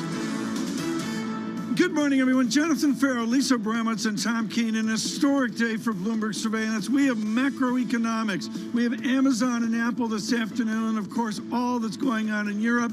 And you know what, John? We have stock-based compensation at Twitter. It grew 60% year over year. Somehow I think that may end. We've got some numbers from them, Tom, some earnings. Revenue essentially in line. This is what they won't be doing. They won't be providing any forward guidance. They're withdrawing all previously provided goals and their outlook as well. They entered into a $2 billion accelerated share buyback back in February. They're withdrawing all the goals, all the outlook. Tom, after the close, we will not have an earnings call this morning, and after the close, we'll all be focused on one thing, maybe never getting one of these for a long, long time, because Elon Musk is looking to take them private, and at the moment, that stock closed yesterday at 48, and the offer's 54.20, so there's a bit of doubt in the market, just a bit, Tom, ahead of closing that deal. I would say it's more than a bit of doubt here, and that goes to the complexities of this public to private transaction. John, just within the release from San Francisco, I would note a negative 11% operating margin compared to a plus 5% operating margin the last time around. I'm not quite sure what that means. Emily Chang will brief me on that. But the bottom line here is, can we say, John, it's at least a moldy, Yeah, I mean, sure. How is Mr. Musk going to look at this? Look, forgive me for being flippant, but I could not care less about this earnings report this morning. We've just had German CPI. It's come at 7.8%. The estimate was 7.6. Well, let's do this. The world's got bigger problems than this earnings report I strongly agree with that. John and I have been screaming about this all morning, folks, with the news flow. We're going to get to the yen with the moment with Alicia Levine. Lisa Abramowitz, of the set of news that we have right now, what matters to you? Honestly, right now, the headlines, the German inflation rate coming in higher than expected really speaks to the angst right now in Europe, because this is a different inflationary environment. And frankly, the ECB's hands are very tied. Over in the U.S., I have been struck by the earnings that come out. Those costs, those higher costs being passed along to the consumers with no problem. In Europe, it might be a slightly different situation being driven by oil and gas. We'll get to Japan in a moment. John, I'm looking at the set of issues in London, and what I see is a log curve down in a weakening of pound sterling. I mean, am I right to say pound sterling is disassociated from Europe? I can't say that. There's a similar story going on here between the Bank of England and the ECB. The Bank of England might be hiking into economic weakness. The ECB, if it does hike, will be hiking into economic weakness. I think it was Vasilios Giannakis of Citi earlier on this morning that basically said the following: although euro-dollar is becoming cheaper by the day, we think further upside risk in natural gas prices, Chinese growth risk, a strong dollar momentum argue for further euro-dollar downside in the weeks ahead. I still don't have a clue, Tom, what the ECB is going to do later on this summer with growth decelerating, inflation pressure still building. What on earth they do with interest rates? And so important on that, John, is it's different than it was on Monday. We're on Thursday. Is today Thursday? I think it's Thursday. It's Thursday. It's Thursday right now, and the ECB has less of a clue now than they did 72 or whatever, 96 hours ago. They're looking at a 104 handle on euro-dollar right now. Dollar-yen north of 130. The ECB is going to be itching to maybe do something about this and raise interest rates. The Bank of Japan, what was amazing about the BOJ today is what happened after the BOJ did what it did. The BOJ's come out and said, look, we're doubling down. We want to cap interest rates on a 10-year JGB at 0.25%. That's where we want them. We'll come in every single business day, buy an unlimited amount of bonds to make that happen. And then an official at the Ministry of Finance says, we don't like what's happening in the foreign exchange market. We're deeply concerned about the weakness. And as we suggested all morning, you can't have both. Something's got to give here, Tom. It's either the currency or yield curve control. Well, and again, with the set of interviews we've had, thank you, particularly Stephen Englander on short notice at Standard Charter.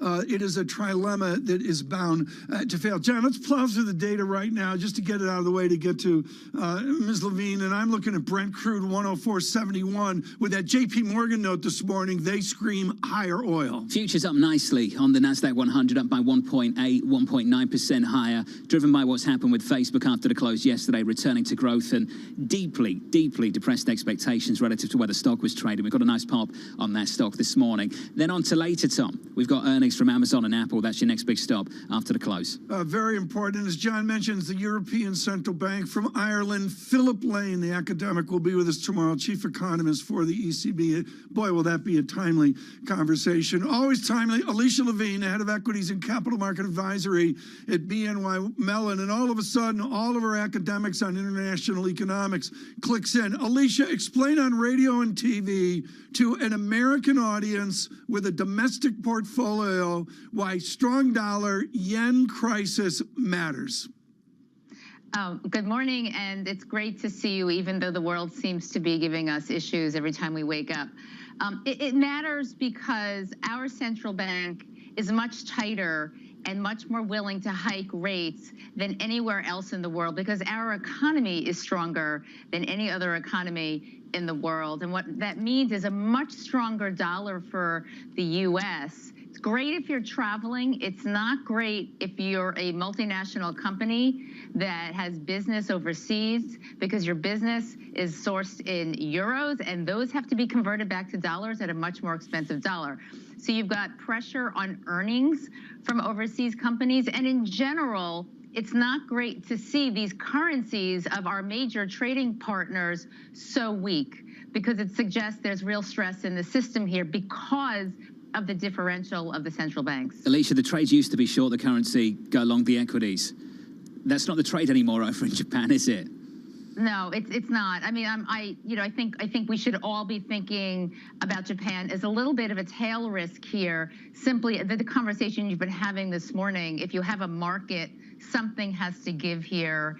And of course, Japan does buy our treasuries. And if you have to hedge the currency and it's so expensive to hedge, even that interest rate differential now may not be economical for Japanese buyers. So it is a real issue. It will bounce back here. And I think it's something that all central banks really have to start to pay attention to. You know, the big fear here on the Fed hiking cycle, that is something going to break, right? And I do wonder whether this is the first sign of a stress, and maybe this is where the stress could be coming from. Alicia, when you take a look at the U.S. earnings that have been coming out, and that they have been pretty solid all around, and we do start talking about a stronger dollar, at what point is that a real concern and not simply an excuse for management?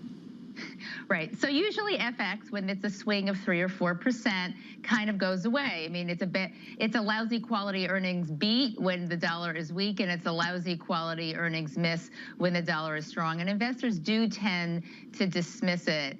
It starts to be a problem if your overseas consumers cannot buy your goods. And I suspect we're there with the inflation numbers that we're seeing. Now, what is extraordinary about earnings season is that revenues are coming in pretty strong. What's not coming in strong is forward guidance.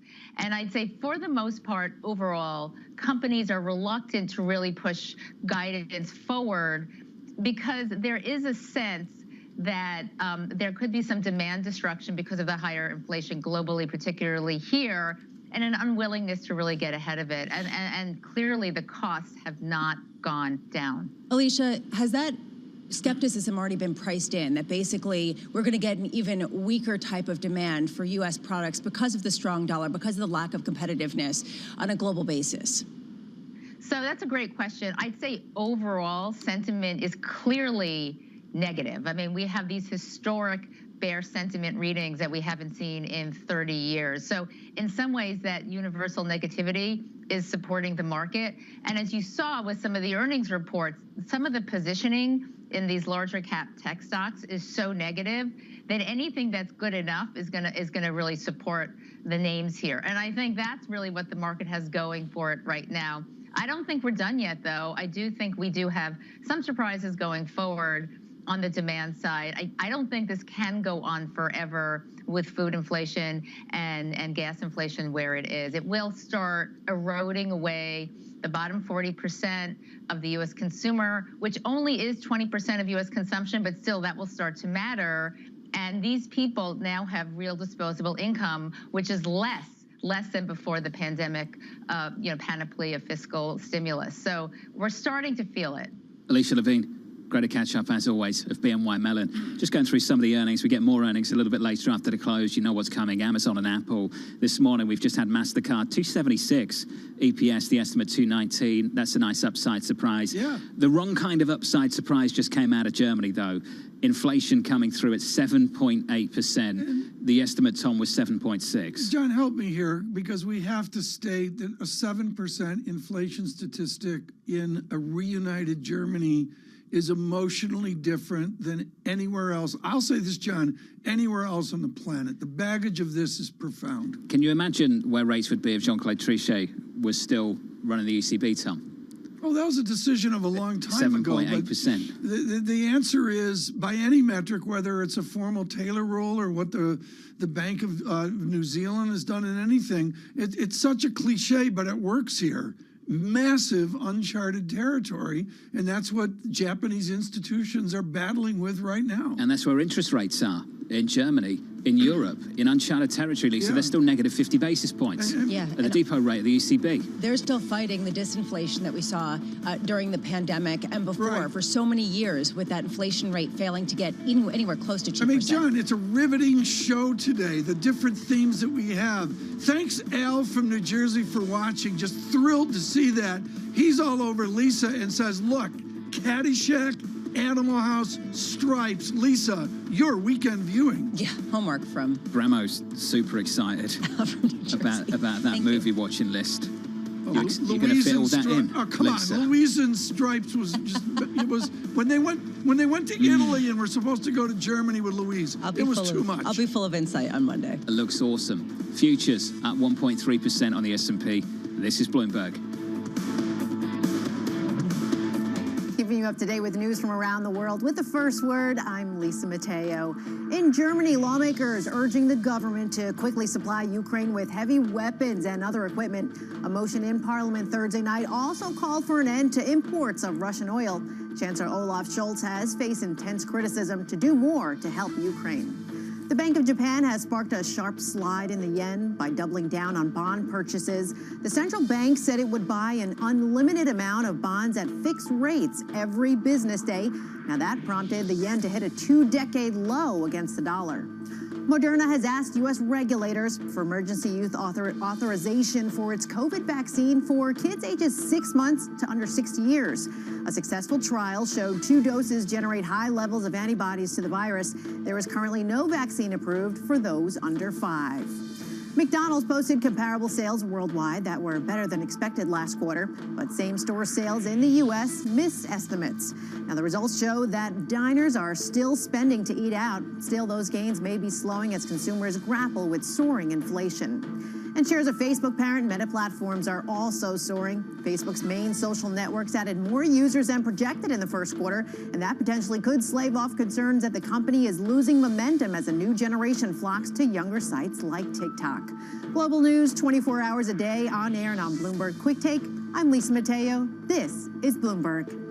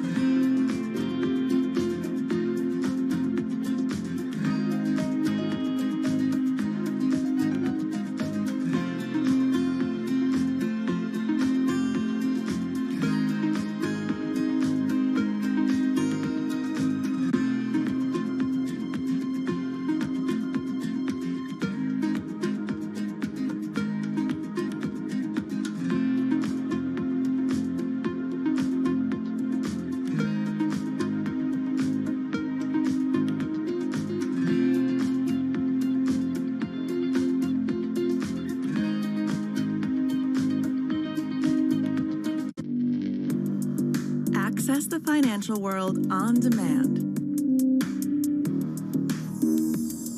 Hear from leading economists, policymakers, and industry experts via live and on-demand webinars, only from Bloomberg.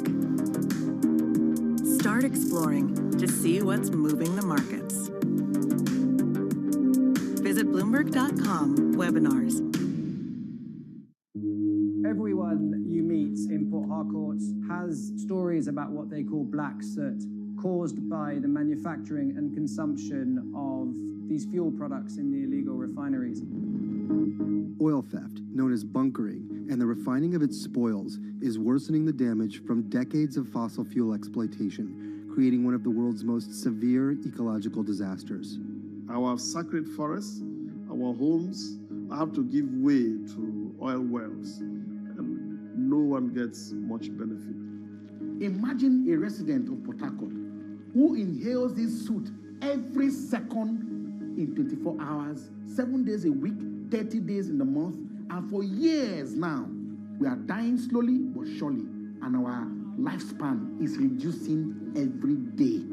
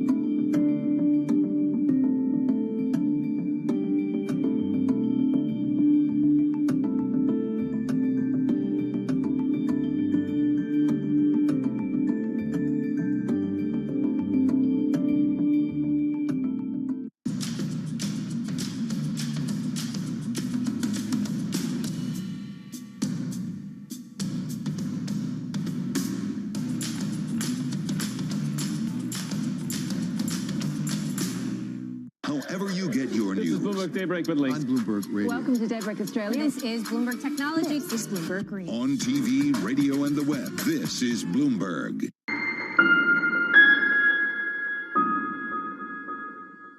Earnings season is here. A moment of multiple crises. Bloomberg is fastest with the numbers and analysis. You do have some good news and bad news. It's a good time to own volatility. Bloomberg, the fastest numbers and analysis you trust.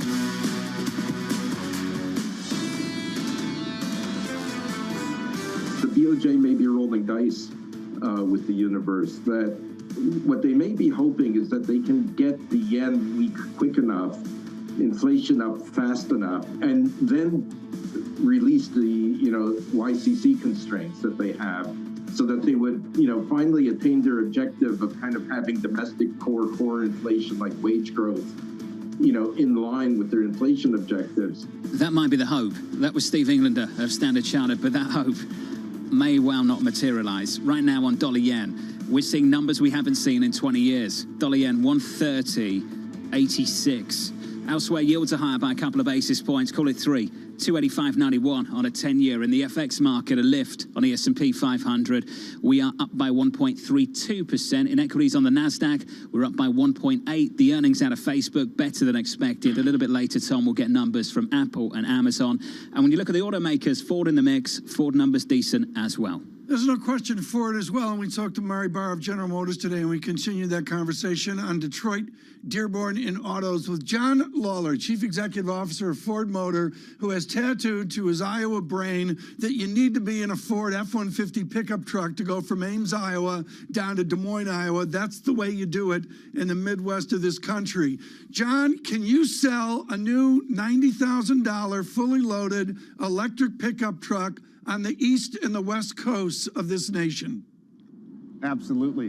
In fact, our early reservations and orders are highly skewed towards the, California and the East Coast. So absolutely. Now, one other thing to point out, we do have high-end pickup trucks in the price range that you talked about, but we also have the starting series at around $40,000. So, we've made this vehicle affordable for our commercial customers, and as well as those that would want to enter into it at entry-level series. What is the torque issue? It came out, now this is a little bit engineering and it's away from the financial side of Ford Motor, but what people are saying is this thing can't pull like the other electric vehicles. You're in those meetings with your Knox engineering degree. Help us with that. Is the torque there? Oh, yes, this truck is fully capable. It's built for tough, right? It has all the capabilities we see you need in a pickup truck. It has the horsepower, it has the payload, and it does have the towing. So we feel very confident this truck will meet our customers' needs, and it will represent Ford tough as we have for many years with our F-Series. John, that might be the look forward. The look now, though, is beset by a lot of supply chain issues, which definitely were weighing on some of the supplies that you were getting in terms of some of your automobiles in the first quarter. Going forward, you maintained your guidance, though, even though you have seen production fall short of where you were expecting. How can that be? Well, if you look at the first quarter, we had incredible demand for our products, all of our new products, in fact, the Bronco Sport, the new Maverick, and then our electric vehicles, Mach-E, the E-Transit, now the incredible F-150 Lightning. So we see very strong demand for our products. Now, in the first quarter, we were disrupted by modules that were constrained due to the chip crisis. We resolved many of those. We do see rate and flow of chips, or the availability of chips, improving as we go through the second half. And we're seeing great traction on our Ford Plus plan. So improving chips, great traction on our Ford Plus plan, and increasing demand and very high demand. And we see our volumes up this year versus last year, 10 to 15%. And that gives us confidence in reaffirming our guidance of 11.5 to 12.5 adjusted EBIT for the year. John, how much do you expect to raise prices on your Ford automobiles this year, given the fact that demand is still robust and supplies are still constrained? Well, we've taken pricing this year, and we are in an inflationary environment. The pricing that we have taken has stuck. and we'll continue to manage that. You know, you'll probably see if inflationary pressures continue and commodity prices continue to increase, you'll see additional price increases. But the other thing that we're doing is we're also focused on costs, because in an inflationary environment, you have to manage both ends. And so we're laser focused on increasing productivity and driving efficiencies through every line item of our income statement. John, I don't want to get you in trouble with your general counsel, but I've got to ask you this question. Full disclosure, folks, I grew up in a Ford family. In my youth, you either had a Ford or a GM. That's all there was to it. And my father had the original Bronco. Built Ford Tough was made in 1979. You guys have run with that forever. I've had the honor of talking to Bill Ford about it. The fact is, Elon Musk thinks he has built Tesla tough. How does Tesla deal with your Ford pickup, with Mary's Silverado, and the 47 other EVs out there that have a history of tough? We've got the iconic brand. We have F-150. It's the #1 selling vehicle in the U.S. We know what customers need. We know what Ford Tough means. What are the customers telling you, John? I don't mean to interrupt. This is too important. What are the customers telling you they want as a purchase differentiator right now over Tesla? When you look at our product, we continue to make sure that it has the capability. It's a tool. It has Pro Power on board. It has all of the capabilities I talked about earlier. They want that. Plus, they also want the amenities that you get with an electric vehicle that we provide. The charging, that's a tool. That's an enhancement for them. So they're coming to us and saying they want the room, they want the capabilities, and they want the benefits you get from having an EV powertrain. So customers want that benefit of, you know, a clean emissions and everything else you get with the EV, along with no compromises to what you would expect from a Ford F-150, and we're delivering that. Hey, John, great to catch up, to hear from you, sir. Thanks for being with us this morning. John Lauder there, the Ford Motor CFO. The problem right now, Tom, is not with demand so much, it's with supplying these vehicles, getting them made. Well, yeah, John, I think this is an important point, and I've been remiss in not bringing this up. I saw some Bloomberg data this week, John, that the number of days, thank you, I think Liz Ann Saunders brought this to me, the number of days, John, from, I'm going to say Shanghai, but Pacific Rim, over to America to deliver the stuff from Asia is still the same ugly number it was not that long ago. The supply issue has not gone away. For this company, China, the weak spot. Elisa, the pandemic restrictions and the access to chips, still a big, big factor. But they can offset that with price increases. And to me, one of the most notable things that he said, that John Lawler said, was that there still is incredibly strong demand, and they will continue to probably raise prices throughout the year because of this. How much can they do this before you get pushback, considering the fact that this is a supply shortage, and it is fundamental, and it is across the board, and the issues in China are only exacerbated? Drum roll. Get ready for a hard landing. That is the view from Deutsche Bank. And coming up on this program, we'll catch up with Matt Lazzetti, the chief U.S. economist at Deutsche Bank. He joins us in just a few minutes' time. Before we get there, we've got to catch up with Michael McKee. We've got some economic data in America. First quarter GDP and initial jobless claims, and a read of PCE and personal consumption. Mike McKee of Bloomberg joining us very shortly. Going into that, yields higher by 3 or 4 basis points. The dollar stronger, much, much stronger. Euro dollar negative 0.6%, and dollar yen to the moon. This is Bloomberg.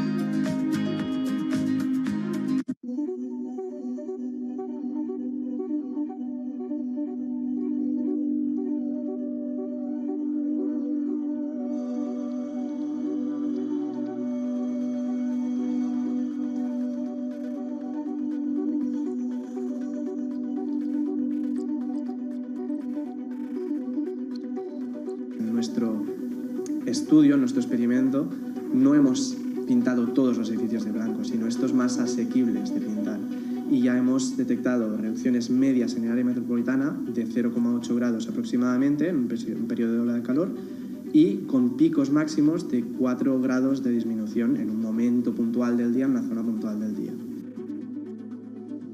Y como dices, en una ciudad como Barcelona funciona incluso mejor que las zonas verdes, según las modificaciones nos detectan incrementos, o sea, disminuciones de temperaturas mayores con tejados blancos que con incrementos de zonas verdes como tienen planteados el plan director urbanístico.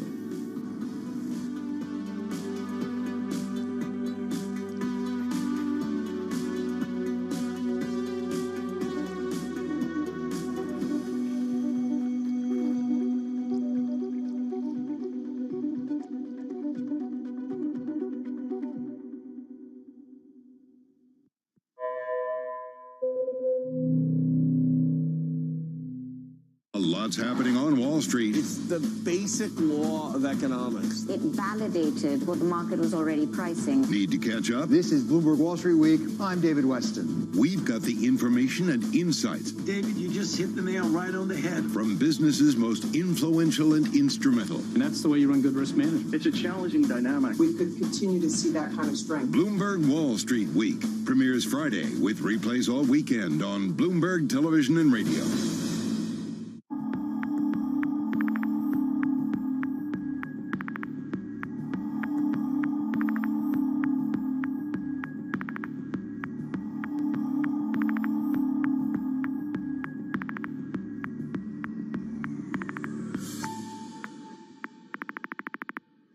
Why do the biggest names in business choose Bloomberg? That is a great question. It's a great question. It's a great question. Great question. Great question. Great question. Great question. That's going to be the best question I get all night. I'm glad you asked that. Bloomberg Television. Top experts. Great questions.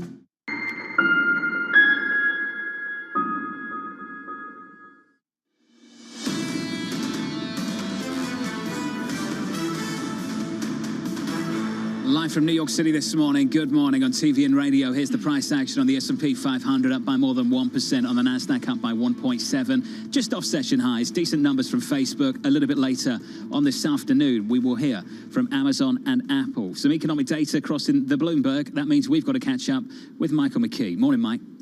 Well, John, Bloomberg Economics called the first quarter a pothole. It's a rather deep one. The GDP comes in for the first quarter at negative 1.4%. The forecast consensus was a 1% gain. And remember, we grew at a 6.9% rate in the fourth quarter. Personal consumption is not bad, 2.7%, but it is not as high as anticipated, the 3.5% that the economist consensus called for. 2.5% was the fourth quarter jump, and the GDP price index, which is a quarterly number, still hits what may be the highest in some time. I'll have to check that, 8%. And the forecast was for 7.2%. Now, the Fed isn't going to watch that as much because tomorrow we get the monthly numbers, and that's what's really going to matter to them in terms of trend. But for the first quarter, inflation, a real issue. One other number out now, and then I'll dive into the GDP figures. Jobless claims, 180,000, spot on with forecast. That's down from 184,000 the prior week. I look, Mike, at these data, and they're going to be revised. What is the presumed path of revision you would see on a headline negative statistic? Well, what we've seen in the past, Tom, is something that was called a rule by a former Fed official who said that when a number comes in as a surprise, it usually gets revised in the direction of the surprise. To a greater negative statistic. We could see a greater negative statistic, and that's going to be obviously a concern for the Fed. But the reason the Bloomberg Economics people called it a pothole is that consumer spending held up.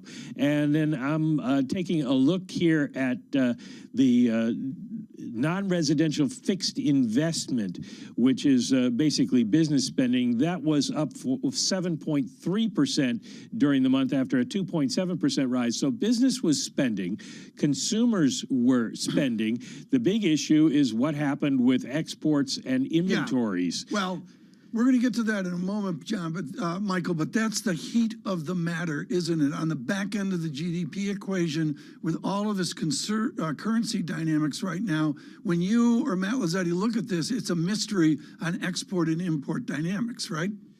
Well, it's not a mystery because we know at least a rough approximation of the inventory numbers. Those will change a little bit, but they have improved their reporting time on that.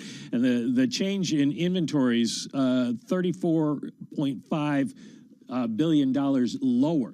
So that subtracts from growth because inventories built so much in the fourth quarter. Mike McKee's going to dive into these numbers, John, and we're going to dive into a conversation with the most controversial call in market economics today. Now let's get to Matt Lazzetti of Deutsche Bank, the chief U.S. economist. Matt, just looking at the market move off the back of this, equity's still okay at more than 1%. Yields fade a bit on the 10-year and on the front end as well.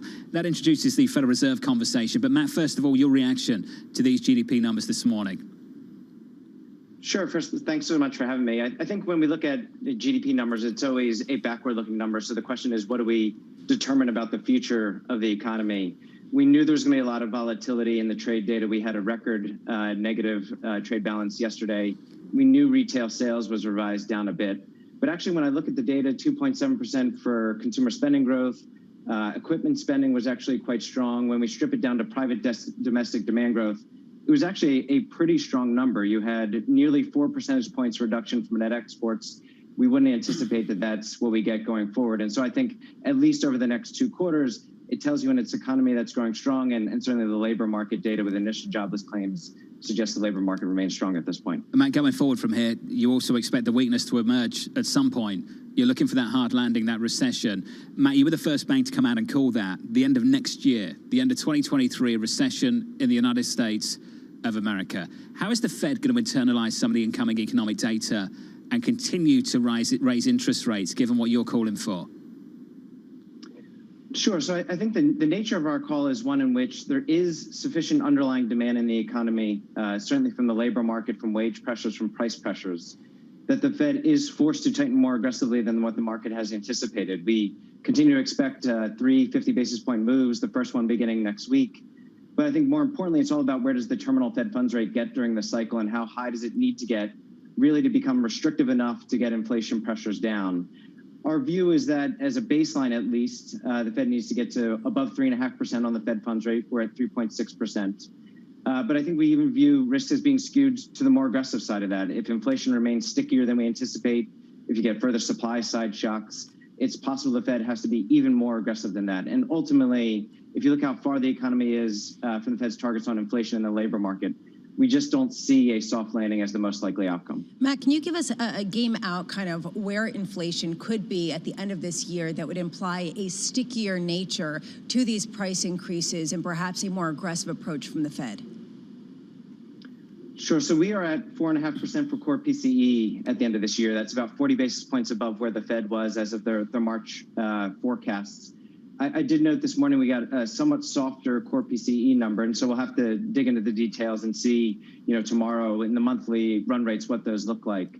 But I think it's, we do expect that we're near the peak or at the peak for core PCE, and it's all a question of where do we go from here? How quickly do you be able to begin to dissipate? For me, it's more that our baseline in the middle of next year is that we get core PCE around 3.5%, and the Fed gets the real Fed funds rate into positive territory at that point. If inflation does not dissipate as much of that as we expect as a baseline, if it remains 4.5% or above, which I think is a very realistic risk scenario, then the Fed will simply have to be that much more aggressive in order to get the real Fed funds rate into positive territory. Matt, how do you factor in the idea that we could get a recession in Europe, that we're seeing the currency disruptions with the yen depreciating to such a degree that is giving the U.S. less of a competitive edge? Yes, the GDP rate was dragged down by trade. How much is this a headwind for the U.S. economy? It might actually provide a reprieve for the Fed.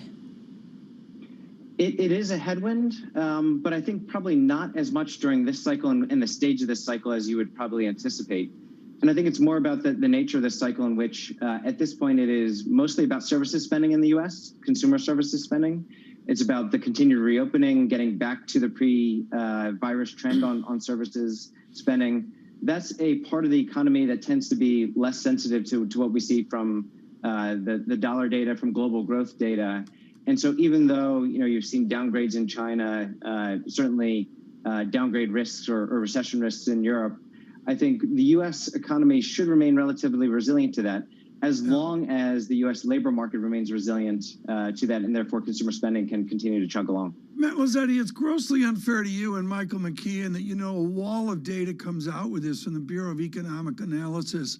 I'm looking at domestic final sales, or what's called real final sales.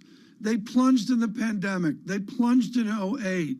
But they've now rolled over again to a negative statistic published today. Is that a negative statistic of recession, or is that a knock-on effect of the pandemic?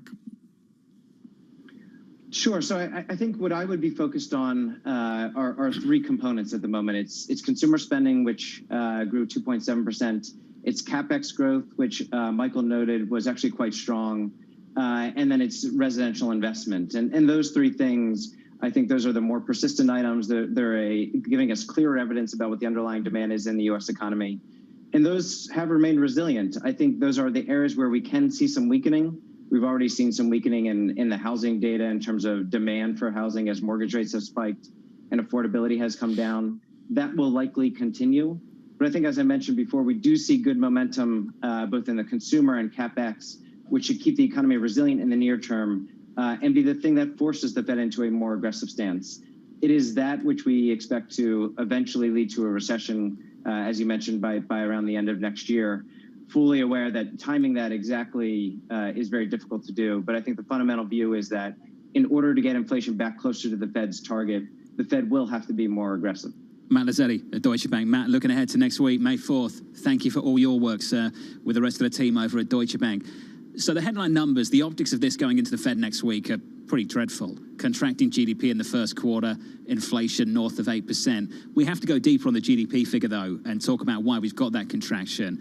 It's a ballooning trade deficit. It's softer inventory growth.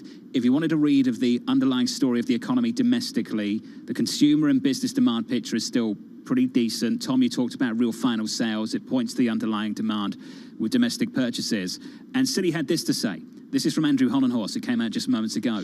Q1 real GDP may decline on a quarterly basis due to drag from trade and inventories. However, very strong domestic demand, strong imports behind the widening trade balance is consistent with an overheating economy delivering inflation well above target. This should leave the Fed on track to raise policy rates rapidly at the upcoming meetings. I would say, John, my amateur take looking at folks, truly, it's reams of data. Is Hollenhorst is correct. I'm taking the back end of the equation. Net exports is being discrete and separate from the debate that we'll see on May 4th. Very, very easy to sort of layer on the gloom this morning off the back of this number. But Lisa, looking into the earnings of Q1, they don't speak to a weak economy. They don't speak to that headline number. Consumption, fixed income, domestic demand, all very strong. I just keep going back to how long can the U.S. economy remain isolated. I thought it was fascinating what Matt Lazzetti was saying, which is this time around possibly longer than in the past. And so if that's the case, does the Fed have to go faster, and do we see even more dollar strength on top of what we've already seen? Tons to talk about this morning. We're going to talk to an expert in the bond market, Mark Kiesel of PIMCO, the Global Credit CIO, joining us at about 9:30 Eastern Time on Bloomberg TV. Do not miss that conversation. Futures up by 1.35% on the S&P, on the Nasdaq 100 up by 1.7%. For our audience worldwide on TV and radio, this is Bloomberg Surveillance.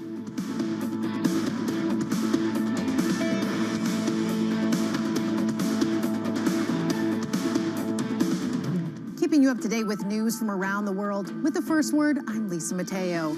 President Biden plans to deliver remarks today on support for Ukraine.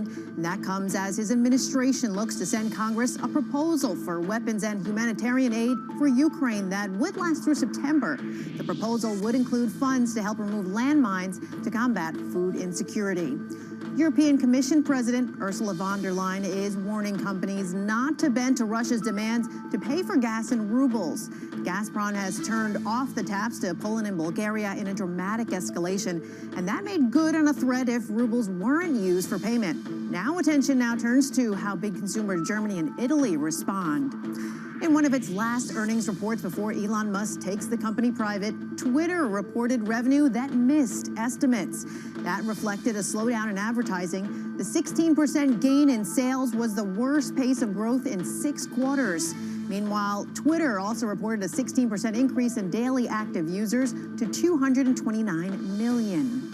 Caterpillar is warning that demand in China will be weaker than expected. The mining and construction giant's first quarter results showed China sales slumping, even as revenue in North America improved. Caterpillar expects price increases to more than offset rising manufacturing costs for the year. And Southwest Airlines is joining its rivals in predicting that a rebound in domestic travel will carry over into the summer. Southwest maintained a plan to restore 93% of its pre-pandemic flight capacity this quarter. It's forecasting that revenue will be as much as 12% higher than 3 years ago. Global news 24 hours a day on air and on Bloomberg Quick Take, powered by more than 2,700 journalists and analysts in more than 120 countries. I'm Lisa Mateo. This is Bloomberg.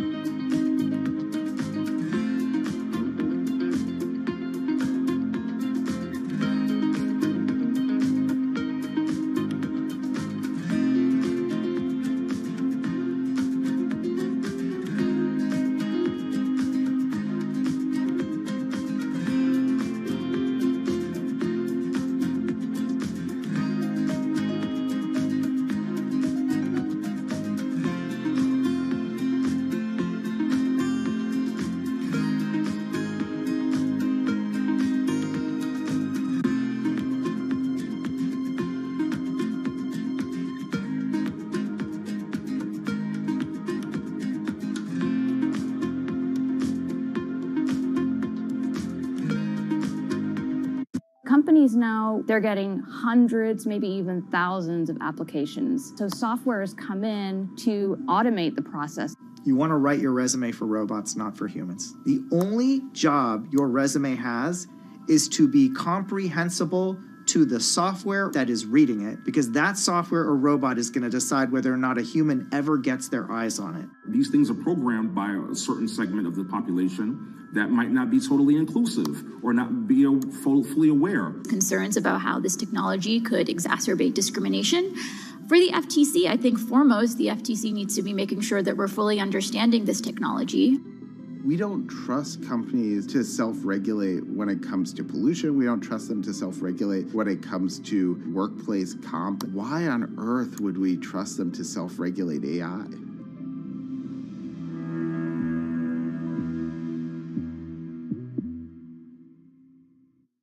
This is a market that over the past few weeks has made it clear it wants to go higher. It got a little spooked by the idea that geopolitical tensions are rising.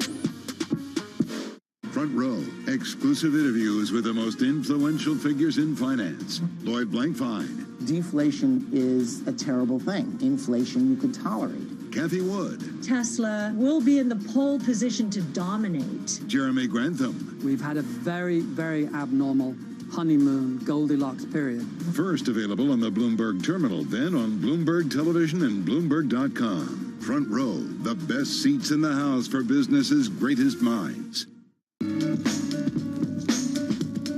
Soaring energy prices and a short supply of key chemicals that produce synthetic fertilizers are sending pig, cow and horse manure prices soaring. Even human waste is in demand as farmers hunt for alternatives.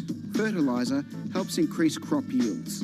You can see how much moisture is held into this. It's a lot of organic material into the compost, so it breaks down. The manure and the straw breaks down into a friable mix that can be mixed into your soil in the ground and for growing a whole range of different vegetables. Holds the nutrients in, holds the water in, and it really increases the kind of biodynamic profile of the soil. The recent price spike could mean more farmers going organic for the long term.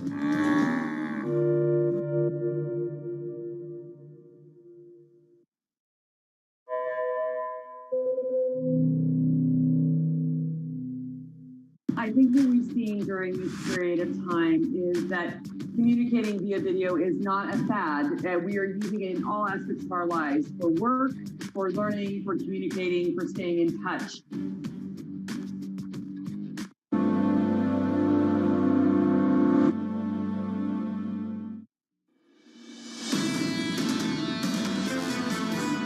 I think the conflict is tipping toward Ukraine.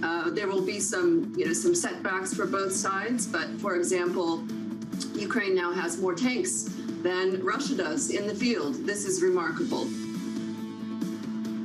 Tina Fordham there with Fordham Global Insight, a blistering interview yesterday on what is necessary to assist Ukraine in this battle with Russia. Lisa Bramwitz and Tom King, we welcome you from our studios in New York.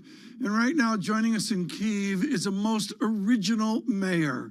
Not only the mayor of a beleaguered capital of this nation, Ukraine, but also acclaimed truly with his brother, the pair of boxing brothers in the world with many, many heavyweight champions. Vitaly, this is not boxing. This is not sport.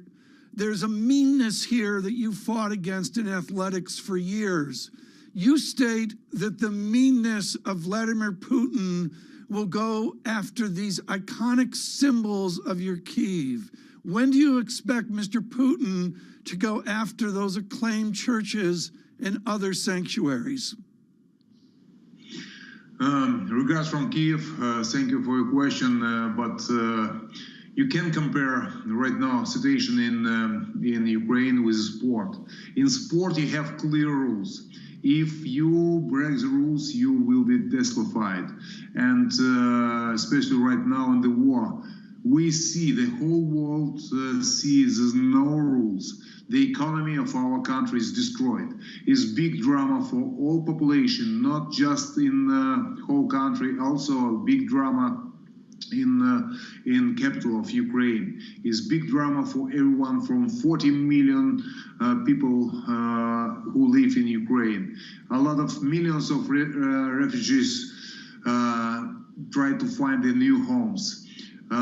People doesn't have a job right now. Economy doesn't work, and right now every day died people, civilians. And I told many times, this war, senseless war, is genocide of Ukrainian population because our city is destroyed. I'm talking about Mariupol, Kharkiv, Chernihiv, Bucha, Gostomel, Irpin, and other cities which actually destroyed, and it's big drama. Vitaly Klitschko, the mayor of Kyiv, with us today. We are so glad to get a sense of what's going on, but also horrified by what you talk about. How much will it cost to rebuild the Kyiv of old? Actually, we have right now is a huge impact for our economy. A lot of people jobless. A big part of the people evacuate to the safe part of the city. We have more than 200 buildings which totally destroyed. They destroyed all infrastructure. To rebuild the buildings, I guess it's not so big money. It's around $100 million US, but we lose the money in the budget in our city. We guess it's around $1.5 billion US, what our budget don't became.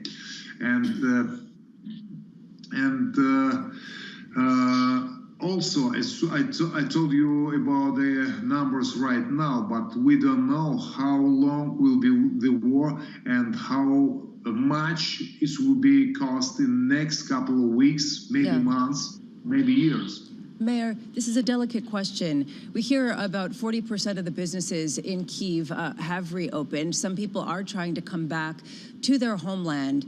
How many people do you expect, what proportion of people do you expect not to return because of the threat and because of the war? People is afraid, and right now the people ask me as general manager of our hometown, we have to come or not, we stay in other places. I tell to everyone right now, we can't guarantees the safety in capital. Just a week ago, the Russian rocket landed in buildings in our hometown, and 5 civilians is dead. A lot of injured. By the way, it's more than 100 people, 200 citizens of our hometown is dead, and 4 children. Right, Mayor. And that's why. Mayor Klitschko, one final question, if we could. What weapons do you need right now from the Allies and from the United States? If you're afraid of further missile attacks, again on symbolic Ukraine, what is the material you need now? We have to cover the air above our heads, but we need heavy weapons. I want to say defensive weapon because we defend our country. I'm not military. I'm not officer of military forces. That's why I can't give you exactly names what we need. But we need the weapon definitely because we stay strong against the strongest army in the world, the Russian army, and that's why it's will be not enough. And we want to say thank you very much to the United States to support Ukraine. It's very important for us. Right. Mayor, thank you so much for joining Bloomberg this morning. Vitaly Klitschko, he is the mayor of Kyiv. Lisa, we must turn back to what we're seeing in the markets. And I do want to note, Lisa, with a move of 5 basis points in the 10-year and the 30-year bond, I'm going to say is making another run at 3%. We're not there yet like we were on April 20th, but nevertheless, yields higher. I want to dovetail the conversation that we started the day with respect to those yields, and that is the Japanese yen. How much does a weakening in that yen lead to higher U.S. yields? Alicia Levine was talking about this, but that is one massive source of demand to buy treasuries. That becomes very complicated when it is expensive to hedge out the currency volatility, and you get a lot of buyers not seeing the risk reward really there. This, to me, is something you have to keep watching as we see currency disruptions unlike anything we've seen in decades. I would mention that we will get a response from the White House on a negative GDP statistic, but I am most certain, Lisa, that the response from the former president would be that this strong dollar is hurting American exports. Whether that's right or wrong is a debate of our guests. But let me tell you, this is a Trump currency market in that he would not be happy about this advance in the dollar. And we'll hear about what the Fed has to say about that. Right now, though, if you peel back the layers of this GDP report, yes, it was a negative print, but underneath it was a lot of strength in terms of domestic demand, consumption. And we see that. I mean, take a look at the airlines. Take a look at a lot of the earnings that we're seeing with a lot of companies able to pass along those price increases. So I guess that you asked the really important question, and it's sort of underscoring your point here. At what point does a strong dollar start to eat away at some of that momentum? At what point does that exacerbate some of the weakness that people are expecting to see, but we haven't seen yet? And eat away is really the way to look at this, folks, and that it can be very, very pernicious. Let me give you a review of the data we're seeing. We see corn, just as one example in America, off the radar. Forget about that, $8.22. The Lisa Abramowitz of Bushel, the 10-year yield, 2.88%. A sprightly equity market, and that is into Apple and Amazon with our complete coverage this afternoon. Good morning on Bloomberg Radio, Bloomberg Television.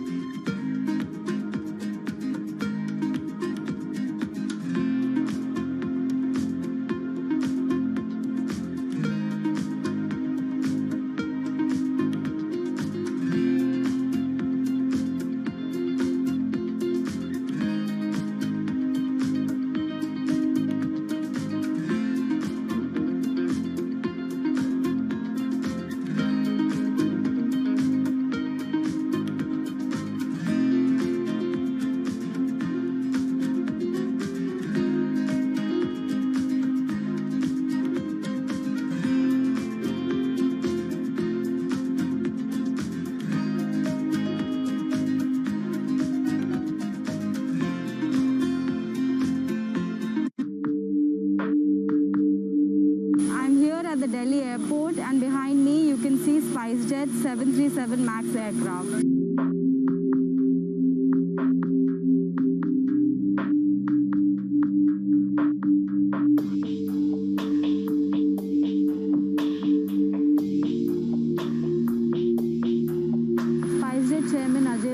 Earlier today said that Boeing is going to compensate SpiceJet in form of cash and aircraft.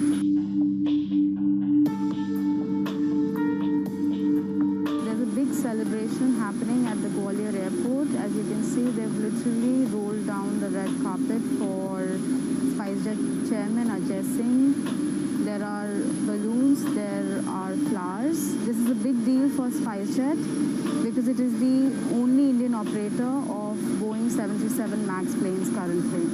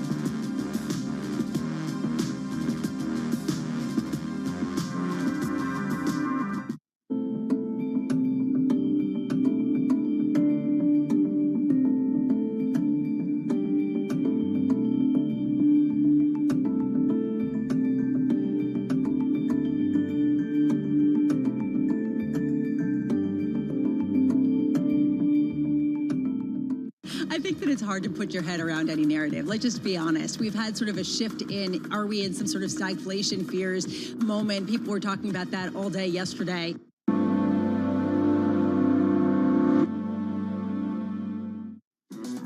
Live from New York City this morning. Good morning, good morning. A soft GDP print behind us, a ton of earnings in front of us. The countdown to the open starts right now. Everything you need to get set for the start of U.S. trading. This is Bloomberg, The Open, with Jonathan Farrow.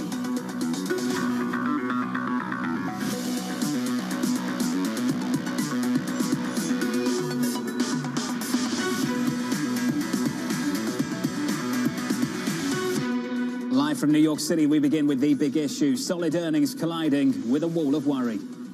Individual company earnings look quite solid. We got earnings have actually been quite strong. Very strong earnings, but that's not helping the share prices right now. The buy side was already, rather pessimistic coming into this earnings season. You can see lots of uncertainty, lots of risks down the horizon. It's not a great backdrop right now. There's a global bond sell-off. The yields keep going higher. Lots of kind of pressures coming from tighter policy, inflation pressures. Seeing slowdown in global economic growth. You've got all the overhang of what's happening in China. The environment's still very uncertain. Hugely uncertain. You cannot afford to disappoint on earnings, and that's the bottom line. Joining us now to discuss, Nuveen Sarah Malik and Invesco's Mo Hagbin. Sarah, first to you, just your response to that soft GDP print from 30 minutes ago. Well, we wanted it to be slightly positive. We were a little bit surprised to see it go negative, but a lot of the number was due to a drag from exports and inventories, which makes us less concerned about U.S. growth itself. So while it's not a great number to see, we think it's more of a blip on the radar than a long-term trend that takes it to a recession. This is something Citi said as well. They printed about a few minutes after the number came out. They said this is down to a drag from trade and inventories, very strong domestic demand, strong imports behind what's happening with the trade balance, consistent with an overheating economy, delivering inflation well above target. This should leave the Fed on track to raise policy rates rapidly at the coming meetings. Seems to me, Mo, that if you did not have a GDP figure and you just had a breakdown of the inputs that went into GDP and didn't do the calculation, you'd say everything was okay. Would that be all right? Yeah, thanks for having me. I think that's right. I mean, if you look at the headline number, I think it's a surprise. But once you strip out, to Sarah's point, inventories and trade, and you're looking at real sales, we're still growing actually on pace or a little bit above the fourth quarter. And I think really when we think about growth, we're kind of on our way back to a normal GDP growth number as time goes on. So to me, there's nothing here that is surprising in terms of for the Fed to kind of change their stance or to really give me pause in terms of the economic health overall. Sarah, the earnings have been pretty decent. Everywhere you look, when it involves the consumer right now, you look at the airlines, pretty decent. Caterpillar this morning, pretty decent. Take your pick, Visa, MasterCard. Sarah, are we still just ridiculously overshadowed by next week's event, the Federal Reserve and beyond? There's three challenges facing markets right now, and that is the Fed, inflation, and geopolitical risk. And those are overshadowing earnings. But as you said, earnings look strong. 3/4 of companies are beating earnings, double-digit revenue growth overall, and about 5 to 6% earnings growth. But until we can get through the next couple of weeks and see, does the Fed up the ante, and did inflation peak in March when we get that CPI number in a couple of weeks? Those are going to be the two key indicators that tell us who wins the battle here. Is it going to be earnings and stronger economic growth, or are we still going to be worried about the Fed, continuing inflation, and these geopolitical risks in Russia, Ukraine, and China? Mo, that's a feature of this program over the last week or so. How this market internalizes a mechanical peak in inflation rate year over year in the next coming months. How do you think it will? Yeah, look, I do think we've peaked here, and by year end, I think we would expect inflation to come down meaningfully, and I think that will also inform the rate path. If you kind of look at the implied yield curve, we're expecting at least 50 basis points for the next 3 hikes, but after that, I'm not so sure. There might not be a surprise, maybe to the downside in terms of how aggressive the Fed is in the hikes. A terminal rate around 2.5 by year end, I think, is already priced in, so the market's already expecting that. So any surprise in terms of kind of the hawkishness, I think, will be positive for equity markets. Futures right now positive, a little more than 1% on the S&P, on the Nasdaq much more so, with some earnings coming out after the close and through today. Let's get to Kelly Lines for more. Hey, Kelly.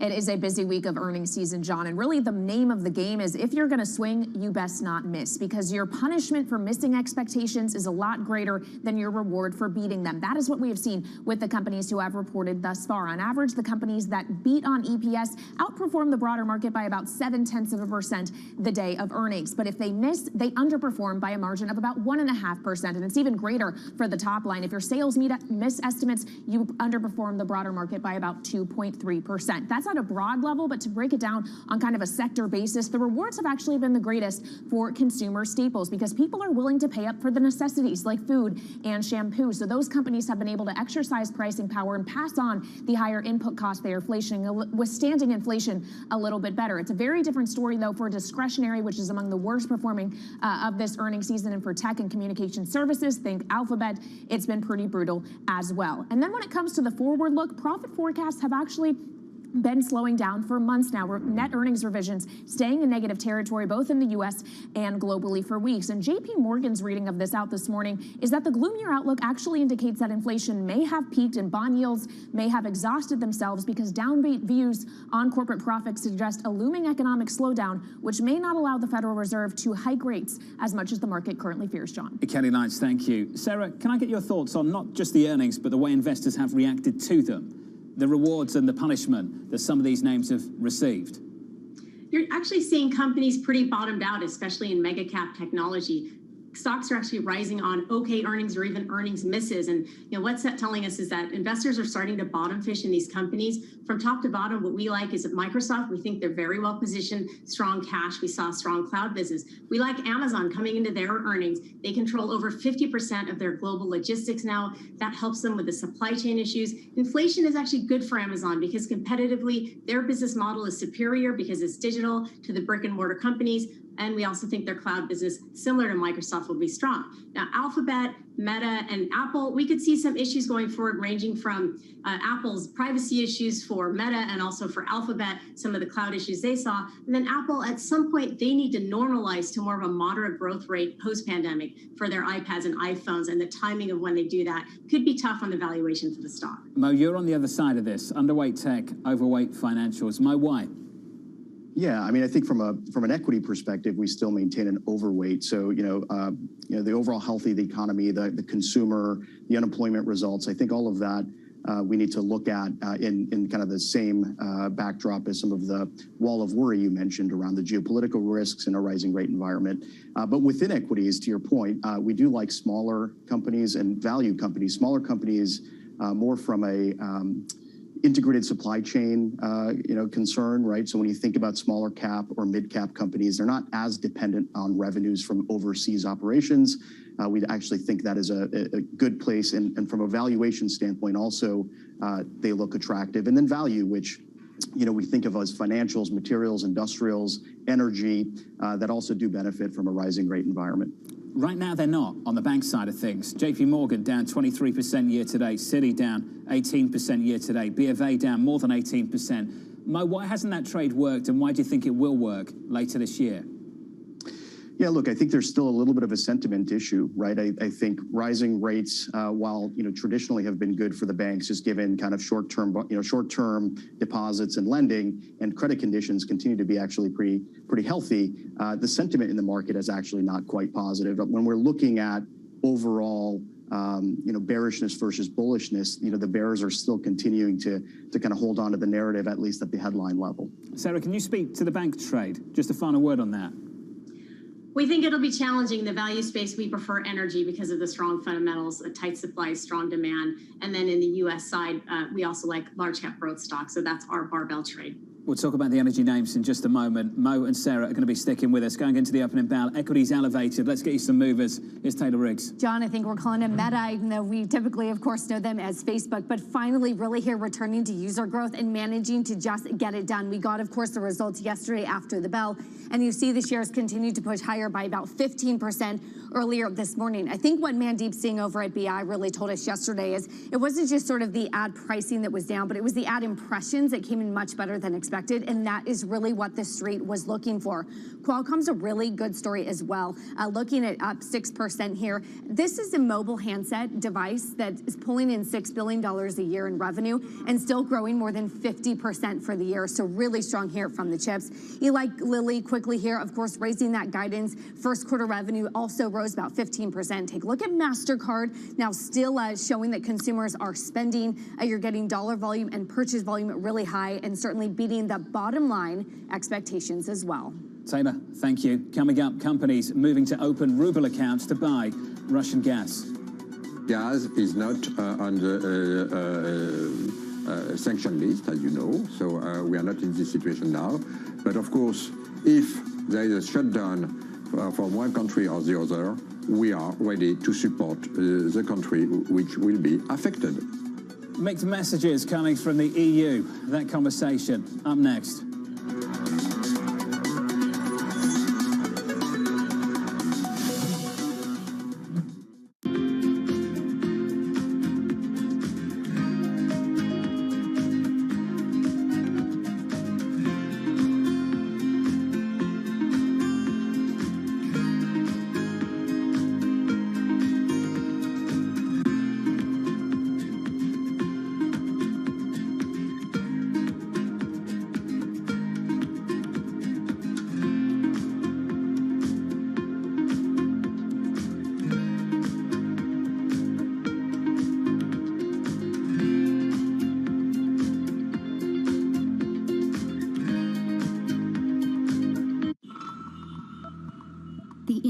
city of Jamnagar is a money-making machine for Asia's richest man, Mukesh Ambani.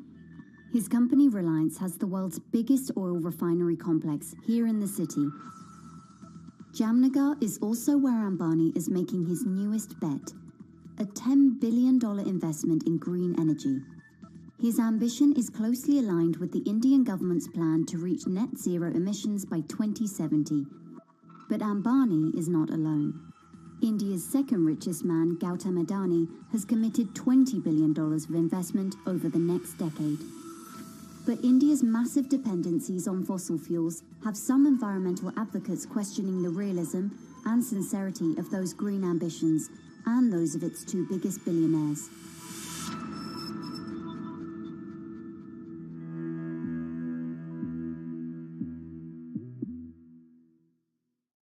Well, it's really a reminder, isn't it, just how sensitive the markets are to any commentary about trade. We did see some pressure on the yuan, we did see some pressure on the futures. That is now being reversed. Crypto, you have a world of young people that want their own financial system and their own culture. And it is very powerful, and I'm a big believer in it.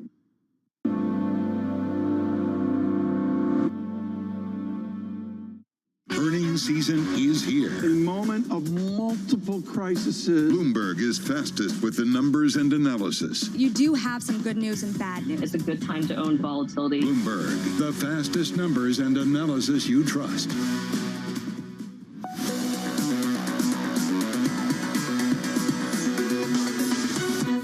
This is getting complicated. You have, Ursula von der Leyen, who's clearly said that payment in rubles is in violation of EU sanctions. There is some confusion in terms of where in the regulations that is made explicit. A number of EU countries have opened up ruble accounts in Russia to make payment.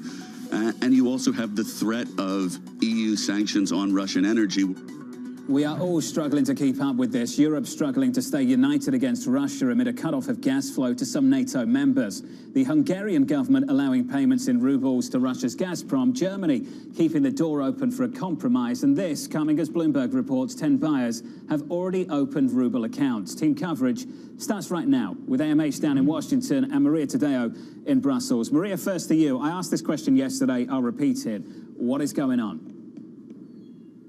Well, Jonathan, it is difficult to explain because at this point you've entered into the legal world, and as the legal technicalities and the lawyers that are going to have to look at this, particularly in a day like today, where it's so difficult for European companies to navigate what they do right and what could potentially be in breach of sanctions. What we know is that there is a gray area here. The Europeans say if you're a European company, you can still continue to buy Russian gas. That is not sanctioned. By the way, Gazprom is not sanctioned either as an institution, an operator of gas, and neither as a bank operator. Remember, they have a financial unit too. The issue here is, when does the legality end? Is it when you make the payment in euros? Is that when you fulfill your obligations as a buyer? Or do you need to also agree to that conversion that Gazprom would do for you? The European Commission today says it really needs to be final deposit in euros. Everything else would be in breach of sanctions. The issue here is that, of course, Vladimir Putin wants to see that payment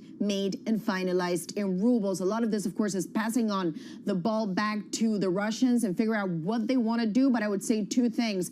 One is, of course, at one point, the Europeans are going to have to figure out whether or not they want to front run the Russians before they cut off gas. Potentially, they've done it. They could do it again. Or two, are we actually going to see a compromise between the two sides? But at this point, I don't see what that looks like. It's very difficult to navigate legally on this. And if you're a European company today, operating in this is very, very difficult. This is the current position of the German government. The economy minister had this to say: Russia is showing that it's ready to get serious. We have to take that seriously. And that also goes for other European countries. I take that seriously. I mean, this is still just fluff, isn't it, Maria? Where's the action? I think we've heard the words now for the best part of a month, 2 months now, on energy. What are they going to do?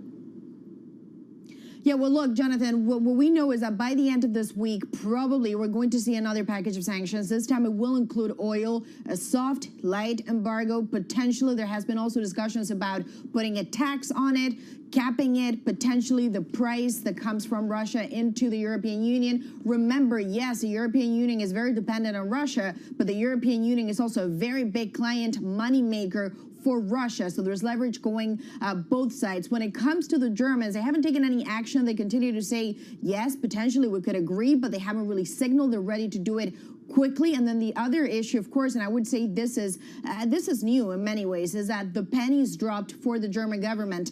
They now worry about potential gas issues. They now worry about the fact that they may have to go into rationing a lot of this energy. And for them, they really worry about the winter because, Jonathan, let's make this very clear. There isn't a united electricity market or gas market in the European Union. You have 27 that are different and operate differently. And the issue right now, it's not the spring, it's not the next 3 to 4 months, it's the next winter, and the stockpile is running low. That is a concern for Germany. By the end of the year, the stockpiling is not ready and it's not full, then you could have a situation where factories, industries run out of energy. AMH, we've said a few times on this program, this is both tragic and embarrassing for the Europeans. It's tragic because of what is taking place on the ground. It's tragic for the Ukrainians. It's embarrassing because the Europeans, to some extent, are funding it through their purchases of Russian commodities.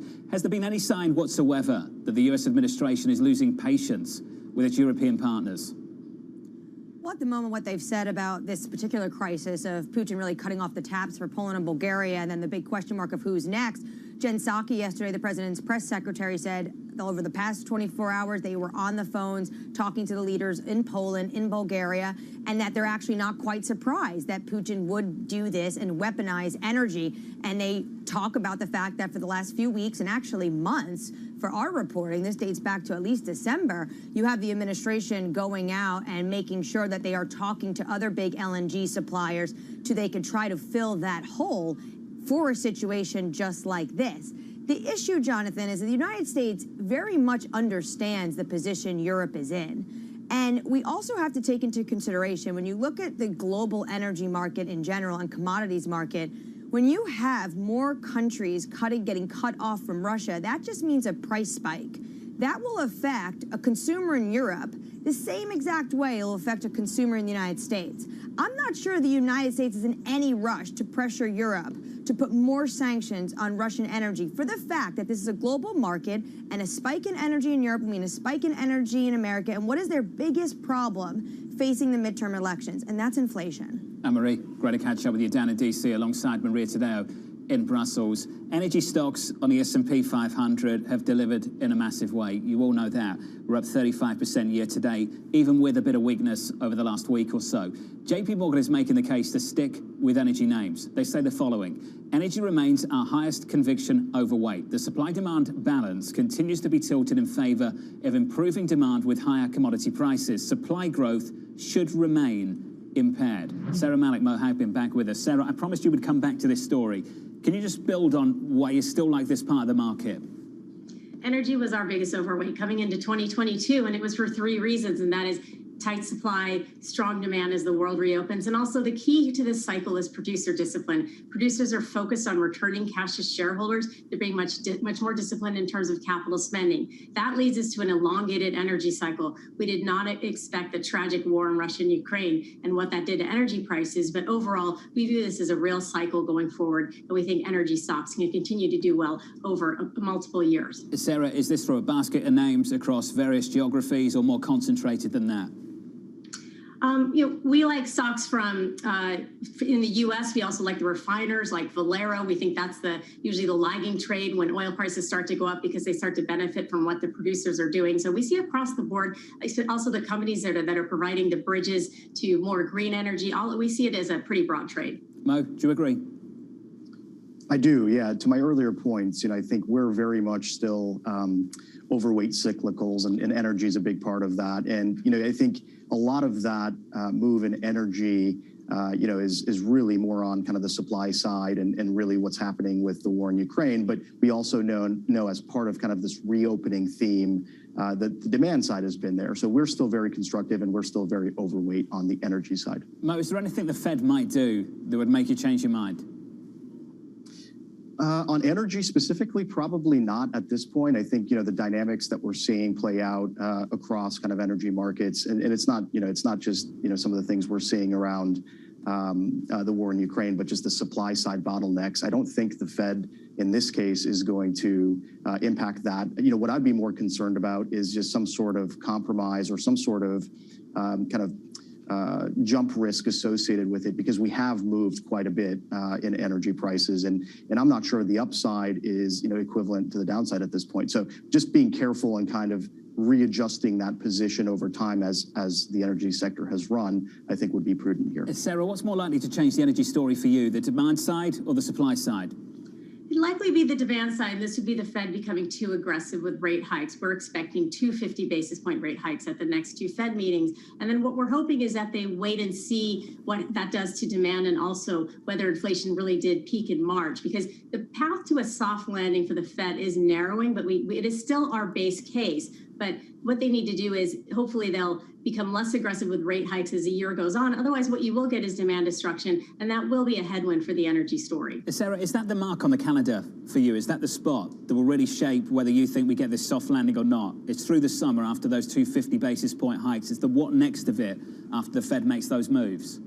Well, it's tough to see because when the Fed make moves, you don't really see the result for quite a few months. So it's going to be challenging for them to watch inflation and see how much does it moderate after the peak, and then how do they react to it. And that's where they'll have to either take their foot off the gas or up the ante. I think that is going to be challenging. Threading that needle and getting to that soft landing is going to be challenging. It does increase the risk of a recession going forward, but that's not our base case. Even with yields, we see them maxing out at about 3% this year, which we've already gotten to. So that's why we like growth stocks, because yields start to stay in a trading range from here.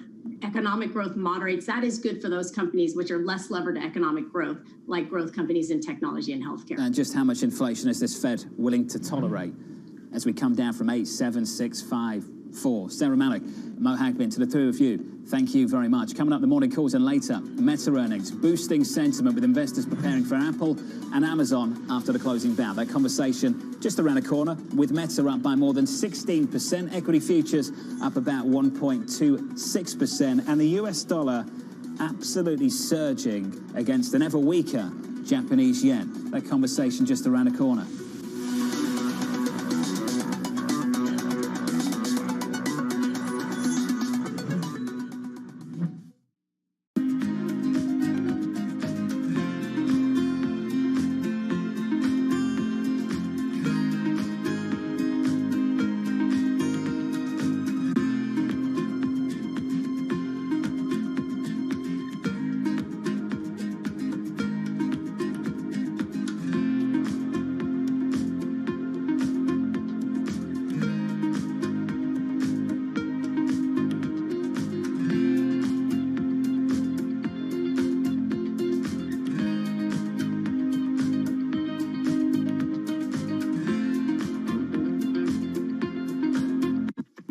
When you think space, you probably think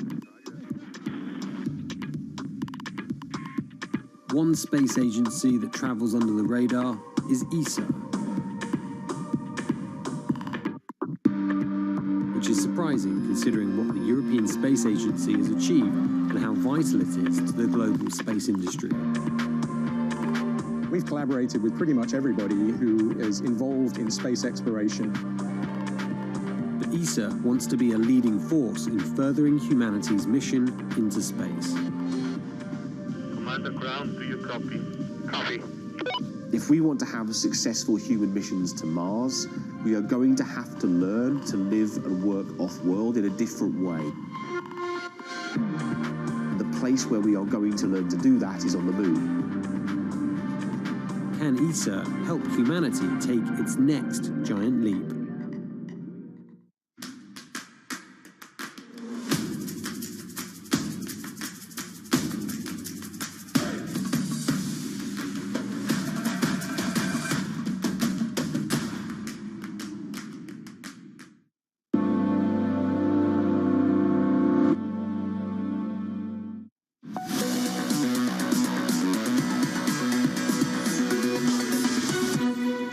Minutes away from the opening bow, futures looking good at 1.2% on the S&P, at 1.6 on the Nasdaq. Things not looking good in Japan. Check out the bond market. Treasury yields just a little bit higher here, up 4 basis points on a US 10-year. In Japan, the BOJ is trying to cap 10-year government bonds at 0.25%, committed to unlimited bond buying every single business day to keep them there. And at the same time, the Ministry of Finance in Japan is unhappy about the consequent weakness that we've got in the currency. Can you reconcile those two issues right now? We'll get to that in just a moment. That's the price action. Let's get you some morning calls. Argus downgrading 3M to hold, recommending investors move to the sidelines with supply chain disruptions threatening EPS estimates. Pivotal Research downgrading Spotify to hold, 110 price target, questioning whether the company can generate consistent profitability. And finally, Morgan Stanley raising its Meta price target to 330, highlighting its strong guidance despite numerous headwinds. Coming up, Uber growth returning to Meta, boosting sentiment ahead of another major day of tech earnings. We'll get the conversation on global markets with PIMCO's Mark Kiesel next.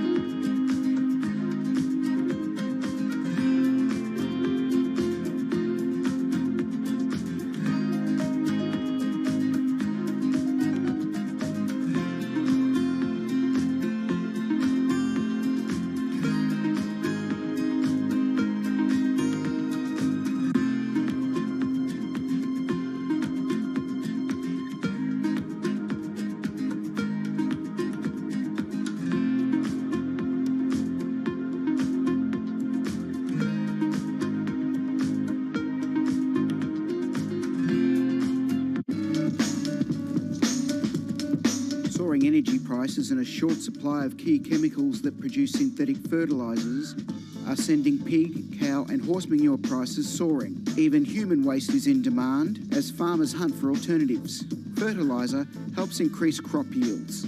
You can see how much moisture is held into this. It's a lot of organic material into the compost, so it breaks down. The manure and the straw breaks down into a friable mix that can be mixed into your soil in the ground and for growing a whole range of different vegetables. Holds the nutrients in, holds the water in, and it really increases the kind of biodynamic profile of the soil. The recent price spike could mean more farmers going organic for the long term.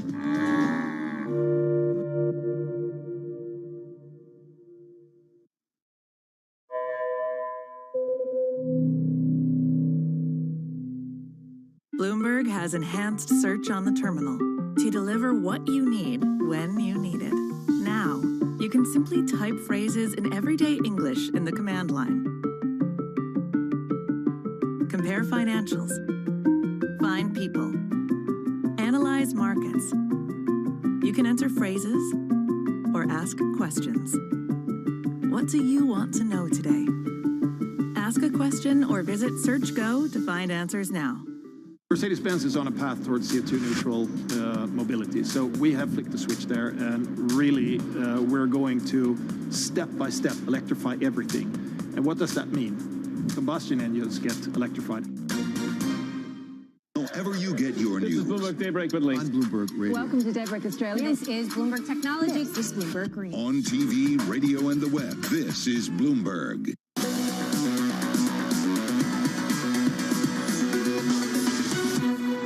25 seconds away from the opening bow this morning. Good morning. The earnings from Facebook helping out the Nasdaq. Two names, Amazon and Apple, making up almost 20% of that particular index. They report after the close a little bit later. Equity futures on the S&P up by 1.2% this Thursday morning. Good morning to you all. There's the opening bow. Switch on the board and get to the bond market. Your 10-year yield looks like this, up 3 basis points to 285.91. Euro dollar looks like this. Very briefly, 104. Right now, just about holding on to 105. That currency pair down 0.5%. German inflation surprising to the upside this morning. CPI in Germany much, much higher. CPI in Germany coming in at 7.8%. The median estimate 7.6. Crude 102.13. We're up there by about 0.1%. No drama. About 24 seconds into the open. It's Katie Lyons with your movers. Well, there are a lot of them out there because, of course, it is earnings season, John. One of the outperformers to the upside is actually Pinterest. That stock higher by nearly 9% before the bell after beats on the top and bottom line. But we have to keep in mind here the bar was very low. This was a stock down 49% year to date going into the print. So keep that in mind when we look at the price action this morning. Remember, analysts not all that positive. We've seen a number of price target cuts this morning on the back of earnings. You also have Qualcomm up after results. It's the biggest maker of chips for smartphones, gave a really strong sales forecast for the current quarter, handily tops estimates, so that helps ease concerns that chip demand may be slowing. It's up about 7%. Southwest Airlines also higher after results, really bullish on that travel demand recovery for the summer. It's up 2%. But one downside mover here is Caterpillar, of course, a big industrial bellwether. It did beat on profit, but issuing a warning on China and the impact that COVID-19 lockdowns are going to have on demand. That stock down 3.5% at the opening bell, John. Kelly, thank you. About 90 seconds in, we advanced 1.3% on the S&P 500. Communication names leading the way, up by more than 3 percentage points. Staples down about 0.1%. Just to give you a picture of what's happening here. Early on in the session this Thursday, a big move on Facebook. Meta surging off the back of its quarterly results. That stock, Taylor Riggs, up by almost 19%. John, you're showing your age. We have to call it Meta now. You can't call it Facebook. I'm old, and that's fine. Okay, Boomer. Still up 19%, as you said, of course, as we're taking a look at the shares. And like I'd mentioned earlier, for sort of a good return here to user growth and taking a look at those ad impressions that indeed did come in better than expected. You talk about that new users really helping some of that top-line revenue growth despite some of the macroeconomic concerns about the war. And again, sort of cutting that second quarter outlook, but they're also cutting expenses, perhaps maybe some of those big big ambitions with the metaverse maybe won't hit the bottom line or those big expenses as much as we thought. You take a look, though, and that really puts it into perspective. Facebook, of course, is a big juggernaut that we're following. As you can see, their top line growth of more than 6%. But Microsoft, Google, also huge names that are still growing 18 to 20%. I mentioned Qualcomm earlier, still crushing it at 40% sales growth as demand for chips. Well, you know the story there. Finally, we're sort of wrapping up some of the big tech earnings, and we push forward Apple, Amazon, of course, big ones after the bell today. A good read, as you've been talking about sort of the indication of some of the lockdowns, some of the macroeconomic concerns as well, and then, of course, the big health of the consumer coming in on those numbers, too. Don't you think GE is the ultimate boomer stock? Okay. Isn't that more sort of age appropriate? You know what's so funny? It's like IBM generation? was doing better than some of the other tech stocks. And we're like, what world are we living in when IBM is the cool new revenue grower? Is that the cool new revenue grower? Yes. Is that how you're describing it? Okay. Taylor, thank you. Good to catch up. Good to have you with us still into the opening bout. 3 minutes out of it. Stock's doing okay. Facebook up by, let's call it 17%. Biggest one-day pop going back to 2013, adding $76 billion to the market cap. Just like that, deeply depressed expectations going into the print and coming off the back of it, a decent pop. Mike McKee joins us now. Mike, I think it's really important to break down this GDP number because next week is going to look pretty uncomfortable optically for the Federal Reserve. Negative GDP, inflation surging, but you break down that GDP figure, Mike, and it's less scary.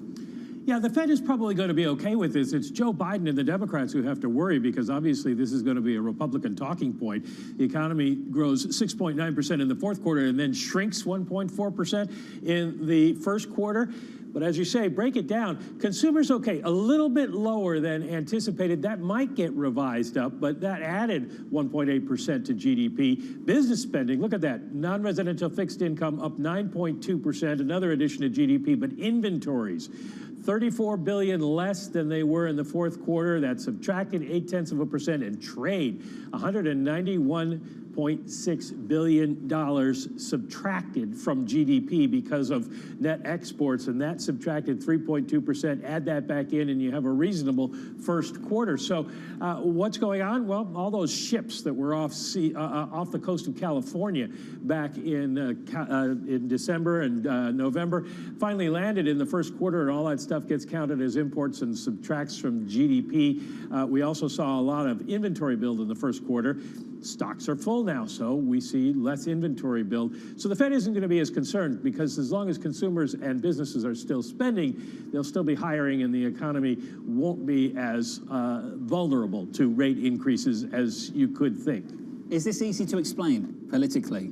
Mike, on Wall Street, I understand the breakdown. I saw it from Citi, from you, Ian Shepherdson, and Pantheon Macroeconomics basically predicted it. But when a consumer already feels the way it does, maybe this GDP number is actually representative of how they feel.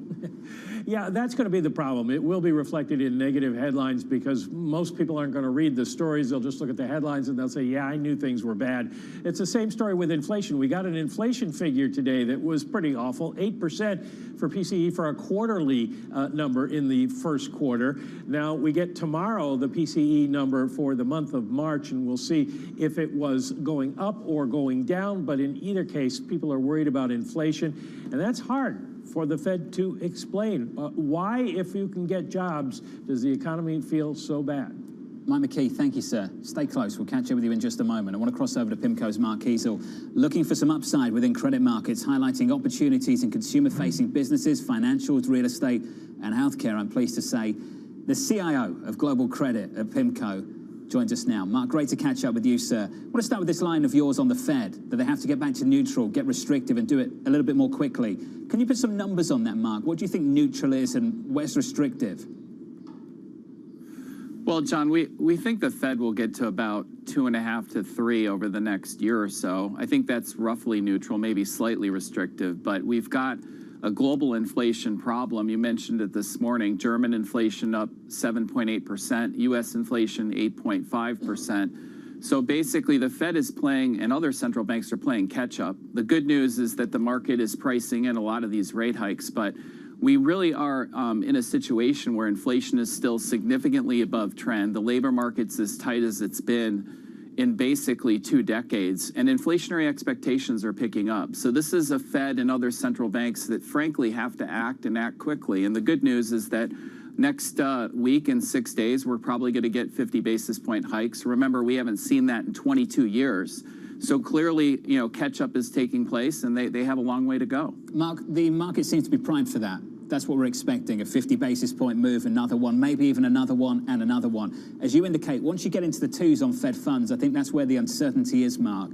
Can you walk me through what's shaping you and the team's thoughts on where you think it goes next? How do you come to that calculation? Well, Jonathan, there's obviously a tremendous amount of uncertainty, particularly given the fact that you've got the war in Ukraine, you've got the COVID lockdowns in Shanghai and China. So obviously this is a market with a lot of uncertainty. But I would say the risks are that inflation will persist perhaps even longer, just because this supply chain constraints have continued to linger. If you look at the labor market, there are significantly more job openings than unemployed. The ratio is 1.8. This is a very, very tight labor market. If you look at companies, they're passing through these higher prices. What shows up on the earnings in the first quarter, very strong consumer, significant pent-up demand to travel, and most importantly, I think, is the pass-through. I think that's the inflation risk that the Fed has to get ahead of, is that companies are facing these higher prices, food, energy, labor costs, shipping, they're passing them through. And so that's why inflationary expectations have the risk of going higher. They really do need to get ahead of this. Mark, you've got a fund to run. Your cash position has been pretty elevated. Can you help me understand where that is now relative to, say, 6 months ago, 3 months ago, 1 month ago? How's that changed? Well, Jonathan, we've been talking for 7 months now, and every time we talk, I've been saying we've been reducing credit risk. We've been reducing for seven months, and we've been building up this cash. And the logic has been that we really have felt the Fed and other central banks around the world, Australia, Bank of England, the ECB, the Fed, all of these central banks need to get rates higher quicker because of lingering inflation, and that would in turn tighten financial conditions, put headwinds on equities and credit markets. So, we think we've made the right call to get ahead of this and to really build up a big cash position. Our cash positions are quite high right now. We've also been very defensively positioned on rates, so we've been underweight duration. So we feel like we're in a very strong position of strength, but we are expecting a lot more choppy markets, more volatility, given these central banks have yet to move. So they're going to start. They've got a lot of catch-up, but this is going to create a lot of volatility in markets. How do you reconcile that view with where you like in the credit market? Because last time we spoke, you were talking about the consumer, the airlines, hotels, entertainment, and credit. Mark, if I'm thinking about a tighter monetary policy stance from the Fed and elsewhere, inflation being more persistent, can the consumer remain that resilient with that backdrop? Well, the consumer, Jonathan, got a lot of support from the government. They're sitting on $2 trillion of excess savings. Unemployment rate is 3.6%. Wages are growing. It's the tightest labor market we've seen in 20 years. The consumer, 68% of the economy, very difficult to get a recession when the consumer is this healthy. And if you talk to companies, they're your leading indicator. They will tell you this consumer has got a lot of pent-up demand. Companies are able to pass through those higher prices and consumers are paying it. Look at airlines, look at hotels, lodging, apartment REITs.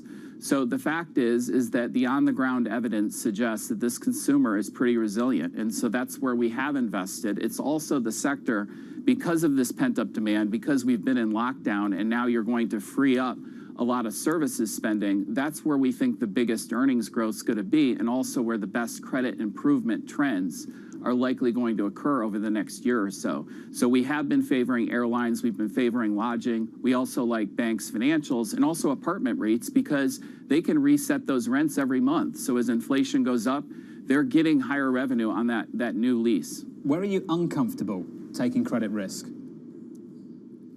Well, what we've been selling, Jonathan, over the last 7 months has been cyclicals. So outside of services and the consumer, most cyclicals we've been reducing. Also with energy prices where they are now, no one can predict where they're going in the future, but a lot of that credit improvement is in the past. So basically getting cyclical risk down, getting a lot of subordinated credit risk down, and basically sitting in cash, sitting in the COVID recovery sectors, and also in non-cyclical defensive sectors. So defense sector, cable, telecom, healthcare, pharmaceuticals, utilities. Those are the areas we like right now. Mark, just how big is that cash position? Jonathan, it's up to 10, 12%. So we are quite defensively positioned. We are anticipating the potential volatility to hit markets as central banks, not just the Fed. Remember, it's a global inflation phenomenon. This is not just about the United States. Inflation is surprising high everywhere. So when this tightening of financial conditions hits, it really is going to be a catalyst for a slowdown in economic growth. And you could even see a recession in Europe as early as next year. And recession risk in the U.S. for next year are rising. So that's why we have been so defensive. Mark, there's one place you didn't mention, Japan. And it's on our radar this morning in a much bigger way.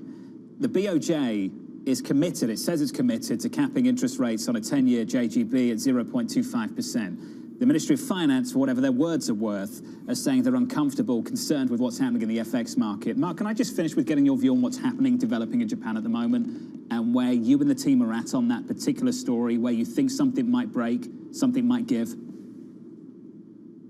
Well, obviously, rates have been extremely low in Japan for decades and decades, and a lot of that is demographics. And their labor market isn't quite as tight as the United States. But nevertheless, again, this inflation issue is a global issue. So they're going to face higher inflation, particularly with a weaker yen.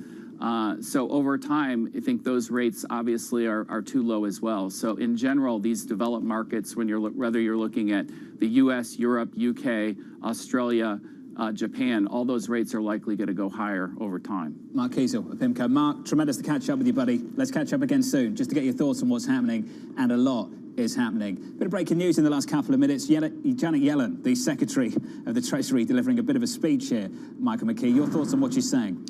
Well, it's interesting. We were talking just a few moments ago about how it is a tough sell to explain the GDP contraction. It's a tough sell to explain inflation. As I mentioned, Janet Yellen is defending the Biden administration's efforts to stimulate the economy during the recession. The $1.9 trillion package that they passed, she says that and the earlier response from the Trump administration played major roles in igniting a robust recovery. The tail risk in 2020 and 2021 was a downturn that could match the Great Depression, which is why they went big instead of trying to calibrate it better. And that's what a lot of people say touched off inflation. But she says at the time, we couldn't have known that. Mike McKee, thank you. The latest from Janet Yellen, the Treasury Secretary, who I often still sometimes am tempted to call the Fed chair. Coming up, prosecutors charging Bill Hwang with 11 criminal counts. We allege that the defendants and their conspirators lied to banks to obtain billions of dollars. That conversation up next.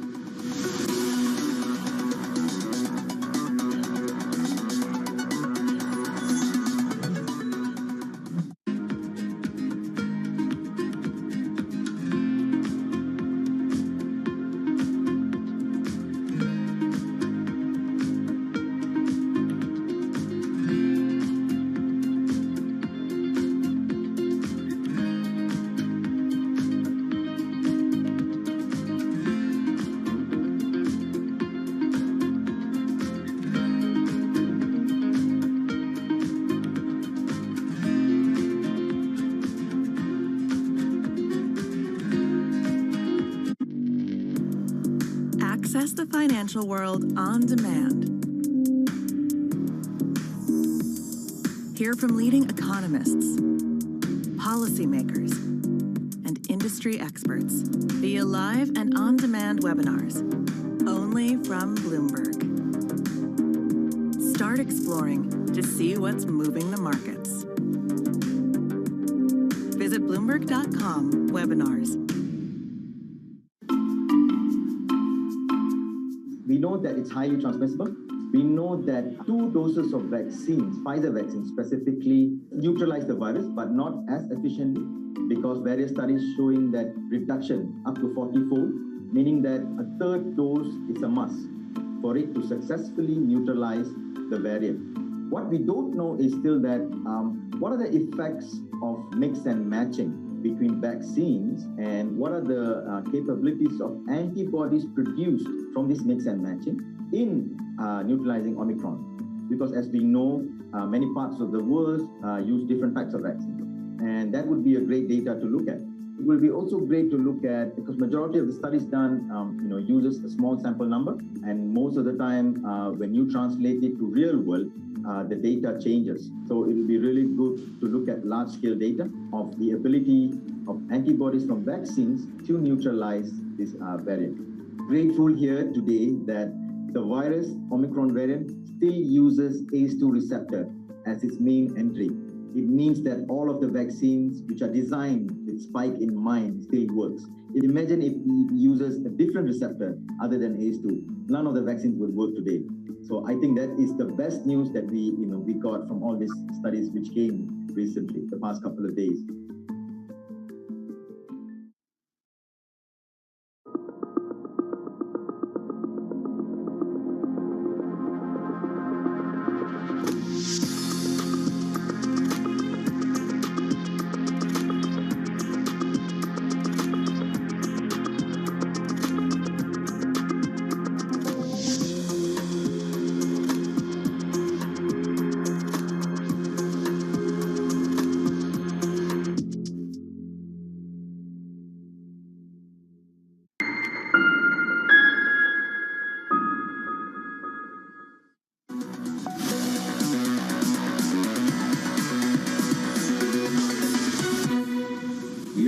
That the defendants and their co-conspirators lied to banks to obtain billions of dollars that they then used to inflate the stock price of a number of publicly traded companies.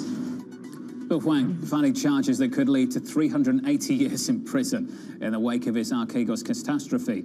Huang's lawyer saying in a statement the following: he's entirely innocent of any wrongdoing. There's no evidence whatsoever that he committed any crime, let alone the overblown allegations that pervade his indictment. Bloomberg's Sonali Bassett joins us now for more. Sonali, there's plenty of colour in this one. There certainly is, and it's interesting to watch him defend these charges. Remember, he had gotten out on bond. He had about $100 million to be released on and pledged 2 properties to do so, John. So what's interesting here that a lot of people today are still talking about on Wall Street is the fact of how hard prosecutors came down on Bill Huang and the facts of the case. Are they going to be able to prove criminal charges, and are they going to be able to prove intent when it comes to market manipulation in addition to the SEC case that alleges as such? The other thing that's interesting here is the fact that the prosecutors allege that he misled the banks.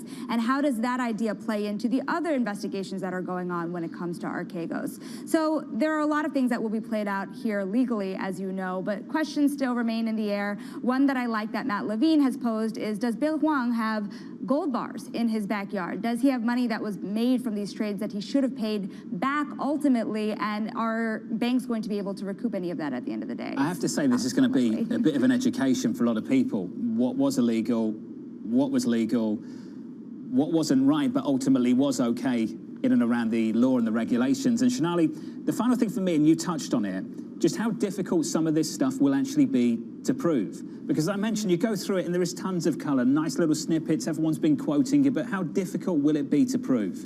That's the great question here, because intent at the end of the day is what prosecutors will be looking to prove. And watching Bill Huang's defense will be interesting. What will he bring to the table to defend himself? He said that he would.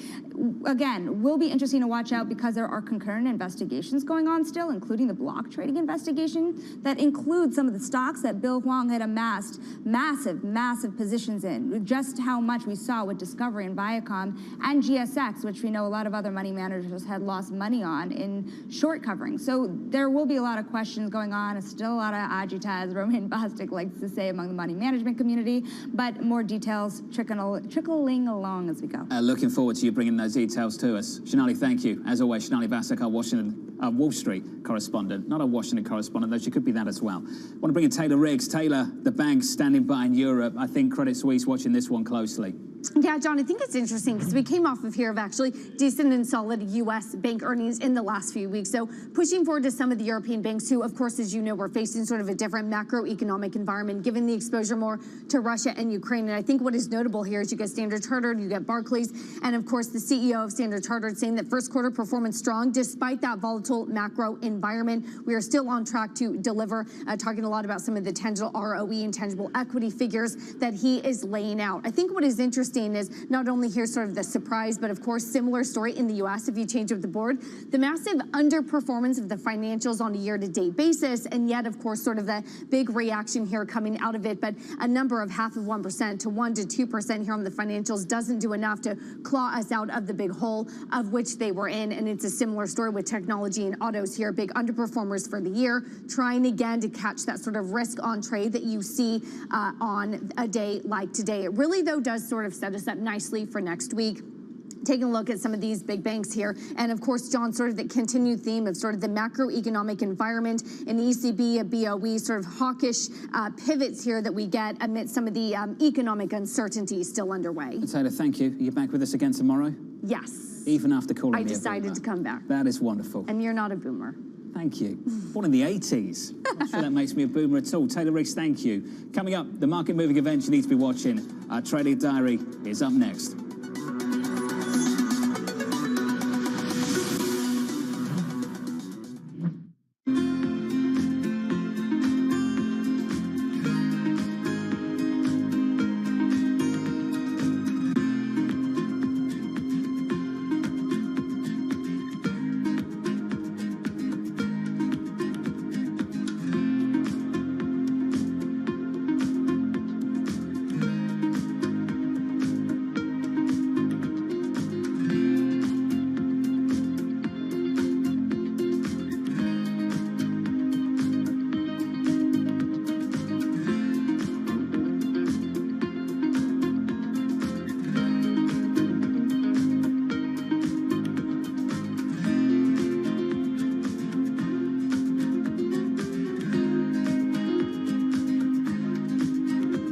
Happening on Wall Street. It's the basic law of economics. It validated what the market was already pricing. Need to catch up? This is Bloomberg Wall Street Week. I'm David Weston. We've got the information and insights. David, you just hit the nail right on the head. From businesses most influential and instrumental. And that's the way you run good risk management. It's a challenging dynamic. We could continue to see that kind of strength. Bloomberg Wall Street Week premieres Friday with replays all weekend on Bloomberg Television and Radio.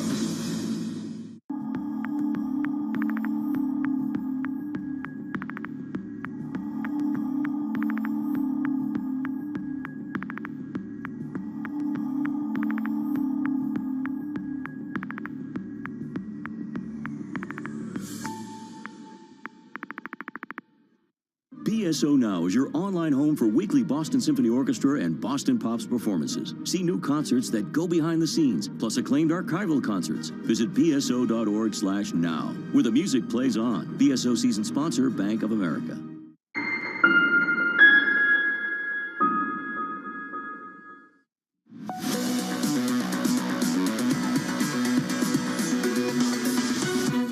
"25 minutes into the session, a nice pop on the equity market on the S&P 500, up 0.8%, up 1% on the Nasdaq, held out by just one single name, Meta, Facebook, absolutely surging after being deeply depressed through most of this year and then delivering some decent numbers after the close yesterday. Then it's on to Apple, it's on to Amazon after the close a little bit later. The team on the close on Bloomberg TV will run you through those numbers a little bit later. That's the price action. Here is your trading diary. President Biden discussing the war in Ukraine at 10:45 Eastern Time in about 50 minutes or so from now. Apple and Amazon reporting results after the closing bell. Those two names alone making up about 20% of the weighting on the Nasdaq 100 in just two names. Unreal. Followed by Exxon and Chevron on Friday. I'm looking forward to those numbers, just the PR around it and how the politicians respond to the profits of big oil tomorrow. And finally, we'll get a read on wages and consumer sentiment in the United States. The ECI, the Employment Cost Index, the last big one, coming into the Fed next week. From New York City, for our audience worldwide, thank you for choosing Bloomberg TV. This was the Countdown to the Open. This is Bloomberg.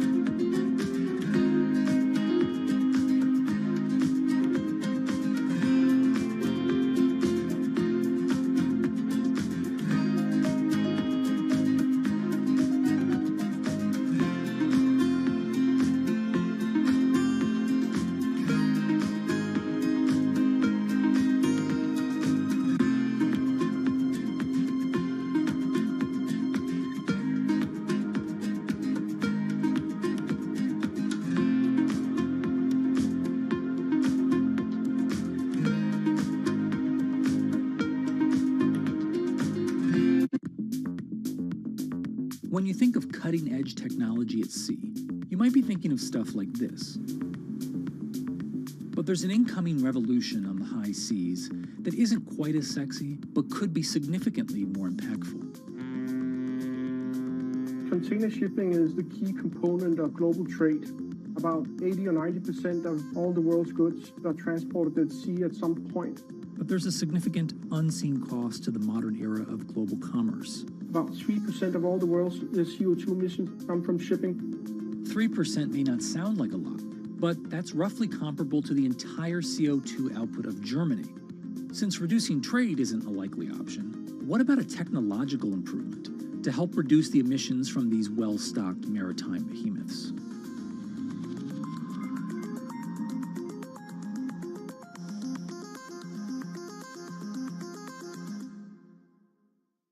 Front Row, exclusive interviews with the most influential figures in finance. Lloyd Blankfein. Deflation is a terrible thing. Inflation you could tolerate. Kathy Wood. Tesla will be in the pole position to dominate. Jeremy Grantham. We've had a very, very abnormal honeymoon Goldilocks period. First available on the Bloomberg Terminal, then on Bloomberg Television and Bloomberg.com. Front Row, the best seats in the house for business's greatest minds.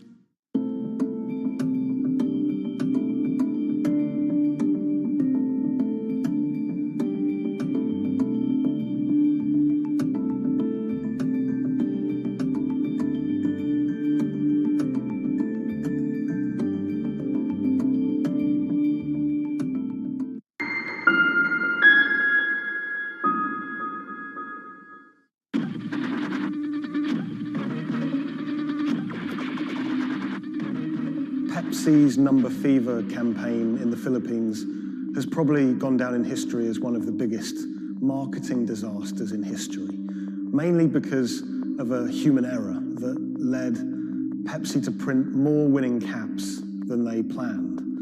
The resulting chaos caused riots, civil unrest, and even deaths. Reporting this story took over a year, and it resulted in me flying to Manila in the Philippines to meet unlucky winners and to find out exactly what happened back then in the 1990s.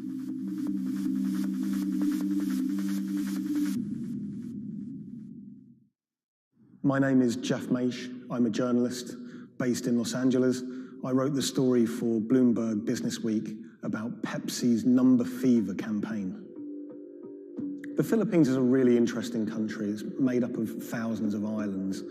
And it's also a country that's very heavily influenced by America. American culture is everywhere you look in the Philippines. They're obsessed with Frank Sinatra music, for example. They love all things America, and that extends to their love for soft drinks, Pepsi-Cola, Coca-Cola. In the 1990s, it was everywhere. Pepsi and Coca-Cola were embroiled in what is now known as the Cola Wars. It was a fierce battle for market dominance. Number Fever was already a really popular promotion. It had been rolled out in America to great success. And so Pepsi decided to roll it out internationally, particularly in Asia. They thought it was the answer to their problems. They thought it could finally help them beat their biggest competitor.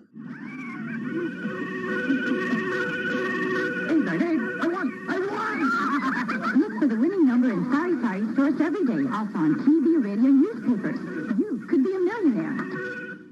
$1 million pesos, or $68,000, doesn't sound like a lot now, but in 1992, that was a phenomenal amount of money.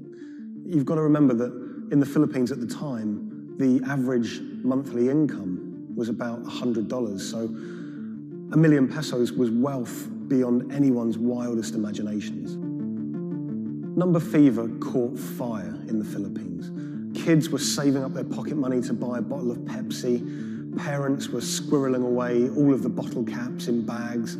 You would walk down the street and people were going through trash trying to find discarded bottle caps.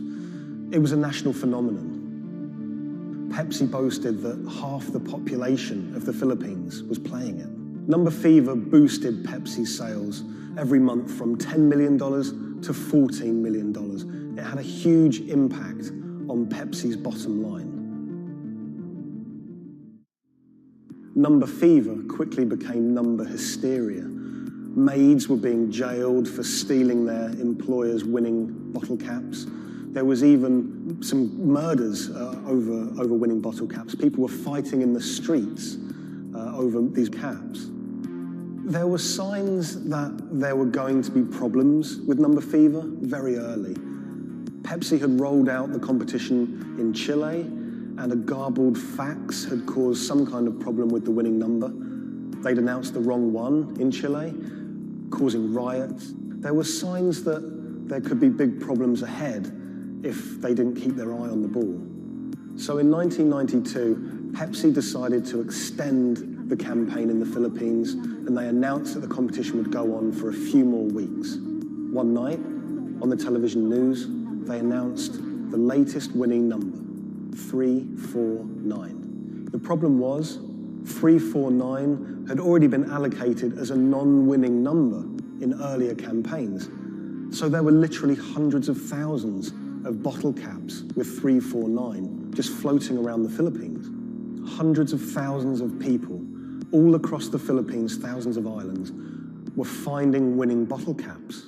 349, 349. Some people had 10 lucky 349 bottle caps. People were dancing in the streets, celebrating. They thought their problems were over. They were millionaires. It's still not certain exactly how many winners there were of lucky 349 bottle caps, but we know that Pepsi printed over 600,000 of them. Pepsi realized very early that there was a problem. Hundreds of people started arriving at their bottling plants with their lucky bottle caps. They realized something was seriously wrong. Pepsi tried to solve the problem by offering a small token donation to anyone that brought a lucky bottle cap to their bottling plant. But it wasn't enough. People didn't want just a handful of pesos. People wanted their million-peso prize. Within a year, violent protests and riots outside Pepsi factories would leave dozens injured and 5 people dead. At one Pepsi factory in the Philippines, a grenade was thrown through the window. It killed 3 Pepsi employees. Anacita Rosario was a school teacher living near Manila in the Philippines. She was one of the tragic victims of this whole thing. She was walking to a nearby store to buy some rice one day when a Molotov cocktail was thrown at a Pepsi truck in a violent protest. It bounced under the truck and exploded. It killed her and an innocent bystander who was just a child and injured many others. When I was in the Philippines, I tracked down Anacita's daughter, Cindy, and her husband, Raul. It was clear to me that they were still very upset by the whole thing. You know, a family had been ripped apart by this competition. And Raul told me that he'd never remarried. He'd told me that he'd gone to meet Pepsi executives after his wife was killed. And he was angry. He said to them, you know, this wouldn't have happened if it wasn't for you, if it wasn't for number fever. The biggest revelation from my reporting was rumors that Pepsi was somehow involved in bombing their own trucks. I found a newspaper report with a headline that said, Pepsi goons bomb their own trucks. And when I visited the MBI, the police department in the Philippines, they presented me with documents and interviews with people who claimed that Pepsi had paid them to cause riots and to cause trouble outside their plants in order to destabilize the situation and to frame the owners of the coalitions that were fighting them to try and curry favor. I just thought that was so shocking. And of course, Pepsi denied it, but how bizarre that a company would be accused of bombing their own trucks.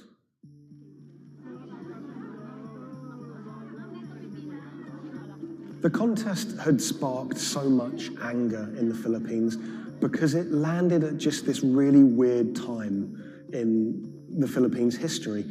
It was during a crazy election that was racked with allegations of fraud. The Philippines was in a kind of love-hate relationship with America. They loved, obviously, the American aid and finances that was pouring into the country, but at the same time, they yearned for independence. They wanted to be their own country. Vicente Del Fierro was a local preacher living in Manila, and he hated the Number Fever campaign. Del Fierro thought Pepsi's Number Fever campaign was just one of the many ways that America was asserting its dominance over a third world country. He hated seeing his fellow countrymen get ripped off, in his eyes, by this huge multinational American company. He wanted justice. Del Fierro rounded up over 800 winners of 349 bottle caps, and he got them all together to sue Pepsi for over $400 million to be divided between those holders of lucky bottle caps. Del Fierro took money from some of the people who could afford it. They paid him 500 pesos to help with legal fees, but for people who couldn't afford the money, he would just represent them pro bono. The alliance is to build up pressure on Pepsi. And so you see people marching in the streets. So we have mounted our own campaign, even in the U.S. He flew to America and he hired two consumer lawyers here in America to take on Pepsi. He had a meeting at Pepsi's headquarters to try and resolve the problem, but he said he wanted to take it all the way to the highest courts in America. When those cases were heard in America, those courts decided that this was a problem that should be heard in the Philippines, not in America. Back in the Philippines, Del Fierro continued his case in the Filipino courts. At one stage, there were arrest warrants handed out for 9 Pepsi-Cola executives, which he saw as a big victory. We don't know if those arrest warrants were ever upheld, but it made newspaper headlines across the country. Pepsi did not take kindly to Del Fierro's campaign. They tried everything to shut him down. They sued him for libel. My father had to attend 3 times a month for a branch 145 and another hearing for the branch 113, also 3 times a month. Also, there was a time my father was hospital due to heart failure. Still, he had to attend the 2 branch hearing. Otherwise, for not attending, the judge will issue warrant of arrest to my father. My father passed away January 13, 2010. After staying for almost 1 year in the hospital, he died of complications due to heart failure. After the death of my father, I was inspired to do the website. PepsiCo will be remembered for what they did to the consumer in the Philippines and to my father. When I reached out to Pepsi for comment for this story, they claimed that they didn't have access to anyone who was working at Pepsi that was around in those days. They also said that during COVID-19, they didn't have access to their documents about this, but you know, they were very careful to say that they were sorry for everything that happened, and we do know that Pepsi did try everything to try and make this right. The Pepsi Number Fever disaster cost the company millions. We know that they paid up to $10 million in those goodwill payments, but the financial effect could be much greater. After the disaster, we know that Pepsi sales dipped. They were overtaken by Coca-Cola again. Pepsi's Number Fever disaster changed the legacy of that soft drink in the Philippines forever. Some people of a certain age won't touch it. For many people, Pepsi is a taboo word. A lot of the people that I spoke to were still quite traumatized by their experience, by that experience of winning $1 million pesos, losing it, and then returning to their normal life in poverty in Manila.